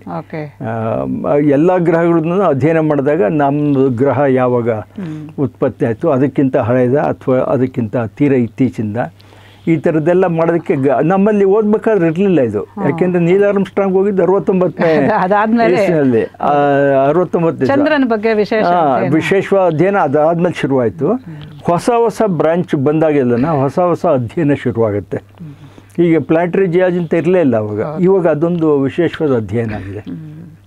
ಅಂದರೆ ನೀವು ಹೇಳೋದು ನೋಡಿದ್ರೆ ಸರ್, ಈಗ ಮೂನಲ್ಲಿರೋದು ಭೂಮಿಯಲ್ಲಿರೋದು ಇದಕ್ಕೆಲ್ಲ ಒಂದು ಸಾಮ್ಯ ಇದೆ ಅಂತ ಹೇಳಿದ್ರೆ ಖಂಡಿತ ಇದು ಎಲ್ಲದಕ್ಕೂ ಮೂಲ ಒಂದೇ ಆಗಿದ್ದಿರ್ಬೋದು ಎಲ್ಲ ಪ್ಲಾನೆಟ್ಗಳಿಗೂ. ಹೌದೌದು. ನೆಬ್ಯುಲಾ ಅಂತ ಹೇಳ್ಬಿಟ್ಟು ಒಂದು ಸುತ್ತುವ ಒಂದು ಮೇಘ. ನೆಬ್ಯುಲಾ ಅಂತಂದ್ರೆ ಮೇಘನೇ. ಆಗ ಅದು ನಿಧಾನವಾಗಿ ಅನಿಲದಿಂದ ಗ್ಯಾಸ್ ಆಗಿ, ಗ್ಯಾಸಿಂದ ಇದಾಗಿ ದ್ರವವಾಗಿ, ದ್ರವದಿಂದ ಘನ ಪದಾರ್ಥವಾಗಿ ಇದಾಗಿದೆ. ಆ ಪ್ರಕ್ರಿಯೆಯಲ್ಲಿ ಎಲ್ಲ ಇವು ಕೂಡ ಆಗಿದೆ. ಎಲ್ಲ ಗ್ರಹಗಳು ಕೂಡ ಒಂದೊಂದೇ ಹೀಗೆ ಈ ಕುಂಬಾರದ ಮಡಕೆ ತಿರುಗಿಸ್ತಾ ಇದ್ರೆ ಬರೋದಿಲ್ವಾ, ಹಾಗೆ ಒಂದೊಂದೇ ಈಚೆಗೆ ಬಂದು ಪ್ರತಿಯೊಂದಕ್ಕೂ ಸಂಬಂಧ ಇದೆ. ಪ್ಲಾನೆಟ್ಸ್ಗೆ ಒಂದಕ್ಕೊಂದು ಸಂಬಂಧ. ಯಾವೂ ಇಂಡಿಪೆಂಡೆಂಟ್ ಆಗಿ ಇದು ಮಾಡ್ದವಲ್ಲ, ಸ್ವತಂತ್ರವಾಗಿ ಅಸ್ತಿತ್ವಕ್ಕೆ ಬಂದಿವೆ ಹೊರತುನ. ಆದರೆ ಅದರ ಗುಣಲಕ್ಷಣಗಳು ಸಾಮ್ಯ ಇದೆ. ಸೊ ಆ ವಿಧದಲ್ಲಿ ಈ ಸೌರ ಪರಿವಾರ ಅಂತ ಹೇಳೋದು, ಹೌದೌದು, ಎಲ್ಲ ಒಂದು ಕುಟುಂಬ ಅಂತ ಅಂತೀವಿ. ಸೌರಮಂಡಲ ತಗೊಂಡ್ರೆ ಈ ವಿಷ್ಣುನ ಇಲ್ಲಿ ಬುಧ ಗ್ರಹದಿಂದ ಇದು ಮಾಡಿದ್ಬಿಟ್ಟು ನೆಪ್ಚೂನು, ಇವಾಗ ಪ್ಲೂಟೋ ಇಲ್ಲ, ನೆಪ್ಚೂನ್ವರೆಗೂ ಕೂಡ ಸೌರಮಂಡಲದ ಸದಸ್ಯರು ಅಂತಲೇ ಹೇಳ್ತಾರೆ. ಪ್ಲೂಟೋ ಇಲ್ಲ ಅಂದ್ರೆ ಯಾಕೆ? ಪ್ಲೂಟೋ ಇಲ್ಲ ಅಂತಂದರೆ ಪ್ಲೂಟೋದು ಗ್ರಹ ಅಲ್ಲ, ಕುಬ್ಜ ಗ್ರಹ ಅಂತ ಮಾಡಿದ್ದಾರೆ ಈಗ. ಯಾಕೆಂತಂದ್ರೆ ಅದು ಕೆಲವು ರೂಲ್ಸ್ನ ಫಾಲೋ ಮಾಡಲ್ಲ. ಈ ರೂಲ್ಸ್ ಫಾಲೋ ಮಾಡಲ್ಲ ಅಂದರೆ ಒಂದು ತಮಾಷೆ ಹೇಳ್ಬೋದು ನಾವು. ಈ ಕಂಠೀರವ ಸ್ಟೇಡಿಯಂನಲ್ಲಿ ಯಾವುದೋ ಒಂದು ಸ್ಪೋರ್ಟ್ಸ್ ಆಗ್ತಾ ಇರುತ್ತೆ ಅಂತ ಇಟ್ಕೊಳ್ಳಿ, ಒಂದು 500 ಮೀಟರ್. ನೀವು ಸೆಟ್ ಮಾಡಿದ ರೂಲ್ಸ್ ಅದು ಫಾಲೋ ಮಾಡಲಿಲ್ಲ ಇಲ್ಲ ಅದು ಫಾಲೋ ಮಾಡಲಿಲ್ಲ ಅಂತಲ್ಲ, ಈ ಜನಸಾಮಾನ್ಯರಿಗೆ ಅರ್ಥವಾಗ್ಲಿ ಅಂತ ಹೇಳ್ತೀನಿ. ಅಲ್ಲಿ 100 ಮೀಟ್ರು ಓಡ್ತಾ ಇರ್ಬೇಕಾದ್ರೆ ಯಾರೋ ಒಬ್ಬ ಪ್ರೇಕ್ಷಕನಿಗೆ ಹುಚ್ಚಿಡಿದ್ಬಿಟ್ಟು ಥ್ಯಾಂಕ್ ಯು ಅಂತ ಬಿಟ್ಟು ಅವನ್ನ ಮುಟ್ಟಕ್ಕೆ ಹೋದರೆ ಅವ್ನ ಗತಿ ಏನಾಗಬೇಕು, ಅವನದ್ದು ಟ್ರ್ಯಾಕೆ ತಪ್ಪೋಗ್ಬಿಡುತ್ತೆ. ಅದು ಈ ಪ್ಲೂಟೋ ಮಾಡುತ್ತಿರೋದು ಈ ಕೆಲಸ. ಅದು ಬೇರೆ ಗ್ರಹಗಳ ಒಂದು ಟ್ರ್ಯಾಕ್ ಇದೆಯಲ್ಲ, ಅವಳು ಆ ಪತನ ಅನುಸರಿಸ್ಬಿಟ್ಟು ಬಂದರೆ ಡ್ಯಾಶೇ ನೋಡಿಯಲ್ಲ, ಬಂದು ಅದ್ರ ಪಾಡಾಗುತ್ತೆ. ಗ್ರಹದ ವ್ಯಾಖ್ಯಾನ ಹೇಗಿರುತ್ತೆ ಅಂತಂದರೆ ಅದು ಸ್ವತಂತ್ರವಾಗಿ ಅದರ ಸೂರ್ಯನನ್ನು ಇಂಥ ಸಾವಿರಾರು ಗ್ರಹ ಬಿಡಿಯೋದು ಸುತ್ತಬೇಕು ಅನ್ನೋದೊಂದು ಅದು ಮೊದಲನೇ ರೂಲ್ನೇ ಅದು ಮುರಿಯುತ್ತದು. ಹೀಗಾಗಿ ನೀನು ಬೇಡಪ್ಪ ಅಂತ ನಾವು ಬಿಟ್ಟಿದ್ದೀವಿ ಅಷ್ಟೇ. ಅದ್ರ ಪಾಳ್ಗದ ಮಾಡ್ಕೊಂಡು ಹೋಗ್ತಾ ಇದೆ ಅದು. ನಾವು ಬಿಟ್ಟಿದ್ದೀವಿ, ಅದ್ರ ಪಾಳ್ಗದ ಎಲ್ಲಿ ತಿರುಗಬೇಕೋ ತಿರುಗುತ್ತೆ, ಧೂಮಕೇತು ಎಲ್ಲಿ ತಿರುಗಬೇಕೋ ತಿರುಗುತ್ತೆ. ಅದಕ್ಕೂ ನಿಮ್ಗೂ ಏನು ಸಂಬಂಧ ಹೇಳಿ, ವಿಜ್ಞಾನಿಗಳಿಗಲ್ವಾ ಕೆಲಸ ಅದು ಮಾಡ್ತಾ ಇರ್ತಾರೆ. ಸರ್, ಇನ್ನೊಂದು ಸಾಮಾನ್ಯರ ಪ್ರಶ್ನೆ ನಾನು ಕೇಳ್ತೀನಿ. ಈಗ ಇಷ್ಟೆಲ್ಲ ಸುತ್ತಾ ಇದೆ, ಎಲ್ಲದಕ್ಕೂ ಸ್ಫೆರಿಕಲ್ ಶೇಪ್, ಈ ರೌಂಡ್ ಶೇಪೇ ಯಾಕಿರುತ್ತೆ? ಇದು ಭಾಳ ಇಂಟ್ರೆಸ್ಟಿಂಗ್ ಆದ ಪ್ರಶ್ನೆ ಇದು. ನೀವು ಈಗ ಭೂಗೋಳ ಅಂತೀವಿ, ಅದು ಬೇರೆ ನಮ್ಮ ಕೆಲವರು ರಿಲಿಜನ್ ಇದ್ದಾರೆ, ಅದು ಚಾಪೆ ಥರ ಮಡಿಸಿಟ್ಕೊಂಡು ಹೋಗ್ಬೋದಂತೆ, ಅವರನ್ನು ಬಿಟ್ಬಿಡೋಣ, ಅವ್ರದ್ದೇ ಡೋಂಟ್ ಕಮ್. ಇವಾಗ ನೀವು ಕುಂಬಾರ ಮಡಿಕೆ ಮಾಡೋದು ನೋಡಿರ್ತೀರಿ. ಕುಂಬಾರ ಅವನು ಯಾವ ಶೇಪ್ ಕೊಟ್ಟರು ಮಡಿಕೆ ಆ ಶೇಪ್ ತರುತ್ತೆ. ಆದರೆ ಯಾವುದು ಚೌಕಟ್ಟಾಗಿರಲ್ಲ, ತ್ರಿಭುಜ ಇರಲ್ಲ, ದುಂಡಾಗಿರುತ್ತೆ. ಸುತ್ತುವ ಒಂದು ಪ್ರಕ್ರಿಯೆಯಲ್ಲಿ ಏನಾಗುತ್ತೆ ಅಂತಂದರೆ ಪ್ರತಿಯೊಂದು ಕೂಡ ಗುಂಡಾಗೇ ಇರುತ್ತೆ ಹೊರತುನ ಬೇರೆ ಆಕಾರ ತಗೋಕ್ಕೆ ಸಾಧ್ಯನೇ ಇಲ್ಲ. ಅದು ಗ್ರಾವಿಟೇಷನ್ ಒಂದು ಕಡೆಗೆ ಇದಾಗ್ತದೆ, ಸೆಂಟ್ರಿಪಿಟಲ್ ಇದು ಫೋರ್ಸ್ ಅಂತ ಇರುತ್ತೆ, ಅದು ಒಳಗೆ ಎಳಿತಾ ಇರುತ್ತೆ. ಹೀಗಾಗಿ ಸುತ್ತುವ ಇದು ಇದಕ್ಕೆ ಒಳಗಾಗಿರುತ್ತೆ, ದುಂಡಿಗೆ ಇರಬೇಕದು. ಅದರ ಶೇಪು ಹೌದು, ಶೇಪ್ ದುಂಡಾಗೇ ಇರಬೇಕು. ಹೌದು, ಇರಲ್ಲ. ಅಷ್ಟಾತಿಕಪ್ಪ ಸೈಕಲ್ ಹೊಡಿತಾ ಇರ್ತೀವಿ, ಒಂದು ಮಡ್ಡು ಬರುತ್ತೆ ಅಂತ ಇಟ್ಕೊಳ್ಳಿ, ಎಲ್ಲೋ ಒಂದು ಕಡೆ ಕೆಸರು ಬರುತ್ತೆ. ಆ ಕೆಸರು ಸಿಡಿಯೋದು ಕೂಡ ಈಗ ಅದಕ್ಕೂ ಒಂದು ಪ್ಯಾಟ್ರನ್ ಇರುತ್ತದು. ಹೀಗೆ ಸುತ್ತುವ ಯಾವುದೇ ಇದು ಒಂದು ನಿರ್ದಿಷ್ಟ ಸೂತ್ರಕ್ಕೆ ಅಳವಡಿಸ್ಕೊಂಡಿರುತ್ತೆ. ಈಗ ಅದು ಗುಂಡಾಗೇ ಇರಬೇಕು, ಬೇರೆ ಆಕಾರದಲ್ಲಿ ಇರೋಕ್ಕೆ ಸಾಧ್ಯನೇ ಇರಲ್ಲ. ಅಂದರೆ ಇದು ಪರಸ್ಪರ ಸೇರ್ಕೊಂಡಿದೆ ಅಂತ ಹೇಳಿ, ಪರಸ್ಪರ ಆಶ್ರಯಿಸಿದೆ ಅಂತ ಹೇಳ್ಬೋದು. ಗುಂಡಾಗಿರೋದ್ರಿಂದ ಸುತ್ತುತ್ತಾ ಇದೆ, ಸುತ್ತುತ್ತಾ ಇರೋದ್ರಿಂದ ಗುಂಡಾಗಿದೆ. ಫಾರ್ ಎಕ್ಸಾಂಪಲ್ ಇದಕ್ಕೆ ಇನ್ನೂ ಒಂದು ಸಮಾನಾಂತರವಾಗಿ ಒಂದು ಇದನ್ನು ಕೊಡ್ಬೋದು. ಇವಾಗ ಎಲ್ಲ ಗ್ರಹಗಳು ಕೂಡ ಮೂಲದಲ್ಲಿ ಹೇಗೆ ಸುತ್ತುತ್ತಾ ಇದ್ವೋ ಈಗಲೂ ಹಾಗೆ ಸುತ್ತುತ್ತಾ ಇವೆ, ಭೂಮಿ ಸಹಿತ ಎಲ್ಲ. ಈವನ್ ಸೂರ್ಯ ಕೂಡ ಅದು ಇನ್ನೊಂದನ್ನು ಸುತ್ತುತ್ತಾ ಇದೆ, ಅದು ಬೇರೆ ವಿಚಾರ. ಬಟ್ ಯಾತಕ್ಕೆ ಸೂರ್ಯ ಯಾವುದನ್ನು ಸುತ್ತುತ್ತೆ? ಸೂರ್ಯ ಇನ್ನೊಂದು ಇಡೀ ಗ್ಯಾಲಕ್ಸಿನೇ ಸುತ್ತುತ್ತಾ ಇದೆ. ನಮ್ಮ ಗಂಗೆ ಅಂತ ಹೇಳ್ತೀವಲ್ಲ, ಅದು ಆಕಾಶಗಂಗೆ, ಅದನ್ನ ಸುತ್ತುತ್ತಾ ಇದೆ. ನೆಬ್ಯುಲಾ ಅಂತ ನೆಬ್ಯುಲಾ ಇಂದ ಆಕಾಶಗಂಗೆ ಆಗಿದ್ದು ನೆಬ್ಯುಲಾ ಇವಾಗೆಲ್ಲ. ಹೀಗೆ ಮಾಡಬೇಕಾದ್ರೆ ನೋಡಿ, ಅವು ನಿಂತೋಗ್ಬೋದಾಯ್ತಲ್ಲ, ಯಾವಾಗ ನಿಲ್ಲುತ್ತವೆ ಇದು ಸುತ್ತೋದು? ಅದೇ ಸ್ಪೀಡಲ್ಲಿ ಸೂರ್ಯನ ಸುತ್ತುತ್ತಾ ಇವೆ. ಯಾತಕ್ಕಿದಾಗಿಲ್ಲ ಅಂದರೆ ಮಧ್ಯೆ ಯಾವುದೂ ಅಡ್ಡ ಬಂದಿಲ್ಲ. ಯಾವುದೇ ಗ್ರಹ ಇನ್ನೊಂದು ಗ್ರಹಕ್ಕೆ ಅಡ್ಡ ಬಂದಿಲ್ಲ. ಅವುಗಳು ಇನ್ಕ್ಲಿನೇಷನ್ ಈ ಥರ ಇರುತ್ತೆ, ಒಂದ್ರದ್ದು ಹೀಗಿರುತ್ತೆ. ಅವಳು ನಮಗೆ ಕಂಡ್ರೂ ಕೂಡ ಹೀಗೆ ಡ್ಯಾಶ್ ಹೊಡಿ ಇದು ಇರೋದೇ ಇಲ್ಲ, ಆಂಗಲೇ ಚೇಂಜ್ ಆಗಿರುತ್ತೆ, ಆ ದೂರ ಚೇಂಜ್ ಆಗಿರುತ್ತೆ, ಅವುಗಳು ಸುತ್ತುವ ವೇಗ ಬದಲಾಗಿರುತ್ತೆ. ಹೀಗಾಗಿ ಒಂದಕ್ಕೊಂದು ಮುಖಾಮುಖಿಯಾಗಿ ಡಿಕ್ಕಿ ಹೊಡೆಯುವಂಥ ಸಂದರ್ಭ ಬಂದೇ ಇಲ್ಲ ಇದುವರೆಗೂ. ಎಷ್ಟು ವರ್ಷ ಆಗಿರ್ಬೋದು ಸರ್? ಇದೆಲ್ಲ 450 ಕೋಟಿ ವರ್ಷಗಳ ಹಿಂದೆ ಭೂಮಿ ಆಯಿತು ಅಂತಾರೆ. ಹೆಚ್ಚು ಕಡಿಮೆ ಬೇರೆ ಬೇರೆ ಗ್ರಹಗಳು ಆಗಿದ್ದು ಕೂಡ ಅದೇ ಅವಧಿಯಲ್ಲಿ ಹೆಚ್ಚು ಕಡಿಮೆ 450 ಕೋಟಿ ವರ್ಷಗಳು, ಅಥವಾ 4500 ಮಿಲಿಯನ್ ವರ್ಷ ಅಂತಾರೆ. ಅಥವಾ ಇನ್ನೂ ಶಾರ್ಟ್ ಆಗಿರ್ಬೇಕಾದ್ರೆ 4.5 ಬಿಲಿಯನ್ ವರ್ಷ ಅಂತಾರೆ. 1 ಬಿಲಿಯನ್ 100 ಅಂತ. ಇದು ಭೂಮಿದನ್ನ ಎಸ್ಟಾಬ್ಲಿಷ್ ಮಾಡಿದ್ದಾರೆ 400. ಹೌದೌದು, ಮಾಡಿದ್ದಾರೆ 450 ಕೋಟಿ, 450ರಿಂದ ಸ್ವಲ್ಪ ಒಂಚೂರು ಹೆಚ್ಚು ಕಮ್ಮಿ ಅಷ್ಟು ವರ್ಷಗಳಿಂದ. ಹೌದು ಸರ್, ಇದು ಒಂದಕ್ಕೊಂದು ಈ ರೀತಿ ನೀವು ಹೇಳಿದ್ರಲ್ಲ, ಸದ್ಯ ಡಿಕ್ಕಿ ಹೊಡಿದೇ ಇರಲಿ, ನಾವು ಸೇಫ್ ಆಗಿರ್ತೀವಿ. ಹೀಗಿರೋದಕ್ಕೆ ಏನಾದರೂ ಒಂದು ಗುರುತ್ವಾಕರ್ಷಣೆ ಮಾತ್ರನಾ ಅಥವಾ ಗುರುತ್ವಾಕರ್ಷಣೆ ಮತ್ತು ಗ್ರಹಗಳ ಒಂದು ದ್ರವ್ಯರಾಶಿ ಅಂತೀವಲ್ಲ, ಎರಡೂ ಮುಖ್ಯ ಆಗುತ್ತೆ. ಅದು ಪರಸ್ಪರ. ಹೌದೌದು. ನಾನು ತಮಾಷೆ ಹೇಳ್ತಾ ಇದ್ದೆ, ಪಾಪ ದ್ವಾರಕೀಶನ ಜ್ಞಾಪಿಸ್ಕೋಬೇಕು, ತಮಾಷೆ ಹೇಳ್ತಾ ಇದ್ದೆ. ಇತ್ತೀಚೆಗೆ ಅವ್ರು ಹೋದ್ರಲ್ಲ, ಇರಲಿ, ಅವ್ರ ಬಗ್ಗೆ ಗೌರವ ಇದೆ. ಒಂದು ವೇಳೆ ಅಮಿತಾಬ್ ಬಚ್ಚನ್ನು ದ್ವಾರಕೀಶ್ ಇಬ್ಬರು ಪರಸ್ಪರ ಎಳಿತಾ ಇದ್ದು ಇದು ಮಾಡಿದ್ರೆ, ದ್ವಾರಕೀಶ್ ಕೂಡ ಸುಮ್ಮನಿತ್ತಿಲ್ಲ, ಅವರ ಶಕ್ತಿಗೆ ತಕ್ಕನಾಗ ಒಂಚೂರು ಎಳೆಯೋರು. ಆಗ ಹಾಗೆ ಪ್ರತಿ ಗ್ರಹ ಇನ್ನೊಂದು ಗ್ರಹನ ಎಳಿತಾ ಇರುತ್ತೆ. ಉದಾಹರಣೆಗೆ ಚಂದ್ರನ ಗುರುತ್ವಾಕರ್ಷಣೆಯ ಪ್ರಭಾವ ಭೂಮಿ ಮೇಲೆ ಈಗಲೂ ಇದೆ. ನೀವು ಹುಣ್ಣಿಮೆ ದಿವಸ ನೋಡಿ, ಆಮೇಲೆ ಸಮುದ್ರ ತೀರಕ್ಕೆ ಹೋದ್ರೆ ಸಮುದ್ರದ ನೀರಿನ ಮಟ್ಟ ಜಾಸ್ತಿ ಆಗುತ್ತೆ. ಯಾಕೆಂದರೆ ಗುರುತ್ವಾಕರ್ಷಣೆಯಿಂದ ನೀರು ಮೇಲೆ ಇದಾಗುತ್ತೆ. ಆ ಗುರುತ್ವಾಕರ್ಷಣೆ ಭೂಮಿಯನ್ನು ಕೆಲವು ಸೆಂಟಿಮೀಟ್ರಷ್ಟು ಹಿಂದೆ ಮುಂದೆ ಮಾಡುತ್ತೆ, ಪ್ಲಾಸ್ಟಿಕ್ ಥರ. ಗೊತ್ತಾಗಲ್ಲ ನಮಗೆ, ಯಾಕೆಂದರೆ ಭೂಮಿ ತುಂಬ ವಿಶಾಲವಾದಲ್ವಾ. ಹೀಗಾಗಿ ಪರಸ್ಪರ ಗುರುತ್ವ ಬಂದಿಗಳವು ಎಲ್ಲ. ಒಂದಕ್ಕೆ ಇನ್ನೊಂದು ಇದು, ಅದಕ್ಕೆ ಇನ್ನೊಂದು ಇದು.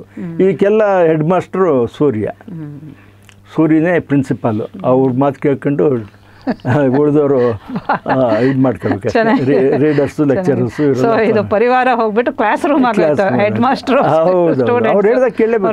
ಸೂರ್ಯನ ಗುರುತ್ವ ಇದು ಅಷ್ಟು ಜೋರಾಗಿದೆ, ಕೇಳೋದೊಂದೇ ಎಲ್ಲ ಮಾಡಬೇಕು. ಹೌದು, ಗುರುತ್ವದಿಂದ ಚಾಟಿ ಬೀಸಿದ್ರೆ ಅವನು ಎಲ್ಲ ದಾರಿಗೆ ಬರಲೇಬೇಕು. ಆ ಕಡೆ ಈ ಕಡೆ ಮಾತಾಡಂಗಿಲ್ಲ, ಸಾಧ್ಯನೇ ಇಲ್ಲ. ಇಲ್ಲಿಂದ ಪ್ಲೂಟೋಯಿಂದ ಆಚೆವರೆಗೂ ತನ್ನ ಸಾಮ್ರಾಜ್ಯವನ್ನು ಕೈಲಿ ಸೂರ್ಯ ಇಟ್ಕೋಬೇಕು ಅಂದರೆ ಸೂರ್ಯನ ಗುರುತ್ವಾಕರ್ಷಣೆಯ ಪ್ರಭಾವ ಎಷ್ಟಿರ್ಬೋದು ಲೆಕ್ಕ ಹಾಕಿದ್ದು. ಅದು ಇಂಟ್ರೆಸ್ಟಿಂಗ್ ಸಬ್ಜೆಕ್ಟ್. ಇತ್ತೀಚೆಗೆ ನಾನು ಡಾಕ್ಟರ್ ಶೈಲಜಾ ಅಂತ ಜವಾಹರ್ಲಾಲ್ ನೆಹರು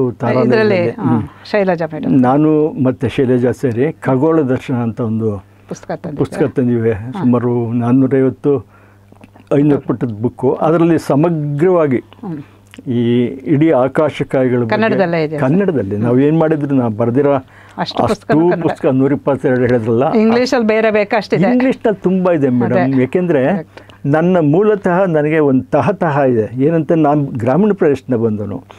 ನಮ್ಮ ಗ್ರಾಮೀಣ ವಿದ್ಯಾರ್ಥಿಗಳಿಗೆ ಏನು ಕೊಡ್ಬೋದು ನಾವು? ಇಷ್ಟೆಲ್ಲ ನಾವೇನೋ ವಿಜ್ಞಾನ ಓದಿದೆ, ಅವ್ರು ಓದಬೇಕು ಅಂದರೆ ಆಕರ ಗ್ರಂಥ ಇಲ್ಲ. ಮೇಸ್ಟ್ರುಗಳ್ಗೆ ಅವ್ರಿಗೆ ಅಪ್ಡೇಟ್ ಮಾಡ್ಕೊಳ್ಳೋಕ್ಕೆ ನಾಲೆಡ್ಜ್ ಇರಲ್ಲ. ಅವ್ರೇನು ಓದಿರ್ತಾರೋ ಅಷ್ಟು ಮಾತ್ರ ಹೇಳ್ತಾರೆ. ಸೊ ನಮ್ಮಂಥವ್ರು ಅಂತಂದರೆ ಭಾಳ ಜನ ಇದ್ದಾರೆ ಚೆನ್ನಾಗಿ ಬರೆಯೋಂಥವ್ರು. ಅವರು ಆದಷ್ಟು ಕನ್ನಡದಲ್ಲಿ ಬರೆದಾಗ ಮಕ್ಕಳಿಗೆ ಒಂದು ಹೊಸ ಒಂದು ನಾಲೆಡ್ಜ್ ಸಿಗುತ್ತೆ. ಇವತ್ತು ಕಂಪ್ಯೂಟರ್ ಯುಗ ನಿಜ, ಕಂಪ್ಯೂಟರ್ ಎಲ್ಲ ಮಕ್ಕಳ ಕೈನಲ್ಲೂ ಅದಕ್ಕೆ ಆರ್ಥಿಕ ಚೈತನ್ಯ ಬೇಡವೇ? ಹೀಗಾಗಿ ಈ ಪ್ರವೇಶಕ್ಕೆ ನಮ್ಮ ಭಾಷೆಯಲ್ಲಿ ಇದ್ರೆ ವಾಸಿ ಅಲ್ಲ. ನಮ್ಮ ಭಾಷೆ ಒಂದು ಪುಸ್ತಕ ನೀವು ಮಾಡಿರೋಂಥ ಸರ್ವಿಸ್ ಬಹಳ ದೊಡ್ಡದು. ಈಗ ಇನ್ನೊಂದು ಏನಾಗ್ತಿದೆ ಅಂತ ತುಂಬಾ ಜನ ಬಿಟ್ಟು ಬಿಡ್ತಾರೆ. ಹೈಸ್ಕೂಲಲ್ಲಿ ಎಲ್ಲ ಹೇಳಿರೋರು ಗೊತ್ತಿಲ್ಲದೆ ಇರೋ ವಿಷಯನ ಗೊತ್ತಿಲ್ಲದೆ ಇರೋ ಭಾಷೆಯಲ್ಲಿ ಹೇಳೋದಕ್ಕೆ ಹೇಳೋರ್ಗೂ ಗೊತ್ತಿರಲ್ಲ. ಇಂಥ ಒಂದು ತ್ರಿಪುಟೀಕರಣ ಆಗಿರುತ್ತೆ. ಈಗ ನೀವು ಕನ್ನಡದಲ್ಲಿ ಬರ್ದಿರೋದ್ರಿಂದ ವಿಷಯನಾದ್ರೂ ಸ್ಪಷ್ಟ ಆಗುತ್ತೆ. ಸರ್, ತಾವು ವಿಜ್ಞಾನ ಬರಹಗಾರರಲ್ಲಿ ಅತ್ಯಂತ ಜನಪ್ರಿಯ ವಿಜ್ಞಾನ ಬರಹಗಾರರು ಅಂತ ತಮಗೆ ಒಂದು ಪ್ರಶಸ್ತಿನೇ ಇದೆ. ಅದು ತುಂಬ ವಾಸ್ತವಕ್ಕೆ ಹತ್ತಿರವಾಗಿರುವಂಥದ್ದು. ಏನು ಸರ್ ಜನಪ್ರಿಯ ವಿಜ್ಞಾನ ಅಂದ್ರೇನು? ವಿಜ್ಞಾನಕ್ಕೂ ಜನಪ್ರಿಯ ವಿಜ್ಞಾನಕ್ಕೂ ಏನು ವ್ಯತ್ಯಾಸ ಸರ್? ಇದರಲ್ಲಿ 2 ವಿಚಾರ ಭಾಳ ಮುಖ್ಯ ಆಗುತ್ತೆ. ಒಂದು, ಭಾಳ ಜನ ವಿಜ್ಞಾನಿಗಳಿದ್ದಾರೆ, ವಿಜ್ಞಾನ ಓದಿರ್ತಾರೆ, ಸಂಶೋಧನೆಗೆ ತಮ್ಮ ವಿಜ್ಞಾನದ ತಿಳಿವನ್ನು ಬಳಸ್ಕೊತಾರೆ. ಅದು ಒಂದು, ಅದು ಬಹುಶಃ ಪ್ರಾಥಮಿಕ ಹಂತ ಅಂತ ಅನ್ಬೋದು. ಅದು ಒಬ್ಬ ಜನಪ್ರಿಯ ವಿಜ್ಞಾನ ಲೇಖಕ ಏನು ಮಾಡಬೇಕು ಅಂತಂದರೆ, ವಿಜ್ಞಾನದ ಮೂಲಭೂತ ಪರಿಕಲ್ಪನೆಗಳನ್ನು ವಿಜ್ಞಾನಿ ಹೇಗೆ ಅರ್ಥ ಮಾಡ್ಕೊಂಡಿದ್ದಾನೆ, ಅದರ ಫಲಿತಾಂಶ ಏನು ಅನ್ನೋದನ್ನ ತಿಳ್ಕೊಂಡು ಒಬ್ಬ ಸಾಮಾನ್ಯ ಜನಕ್ಕೆ, ಸಾಮಾನ್ಯ ಜನ ಅಂತಂದರೆ ಇವಾಗ ಕಂಪ್ಯೂಟರ್ ಬಗ್ಗೆ ನನಗೆ ಗೊತ್ತಿಲ್ಲದಿದ್ದರೆ ನಾನು ಸಾಮಾನ್ಯ ಜನನೇ. ನನಗೆ ರಾಕೆಟ್ ಬಗ್ಗೆ ಗೊತ್ತಿಲ್ಲದ್ರೆ ನೀವು MA ಇಂಗ್ಲೀಷ್ ಮಾಡಿದರೂ ಕೂಡ ಸಾಮಾನ್ಯ ಜನರೇ ಆಗ್ತೀರಿ. ಯಾಕೆಂದರೆ ಆ ಮಟ್ಟಿಗೆ ಆ ಜ್ಞಾನ ಅದಕ್ಕೆ ಸೀಮಿತವಾದದ್ದು.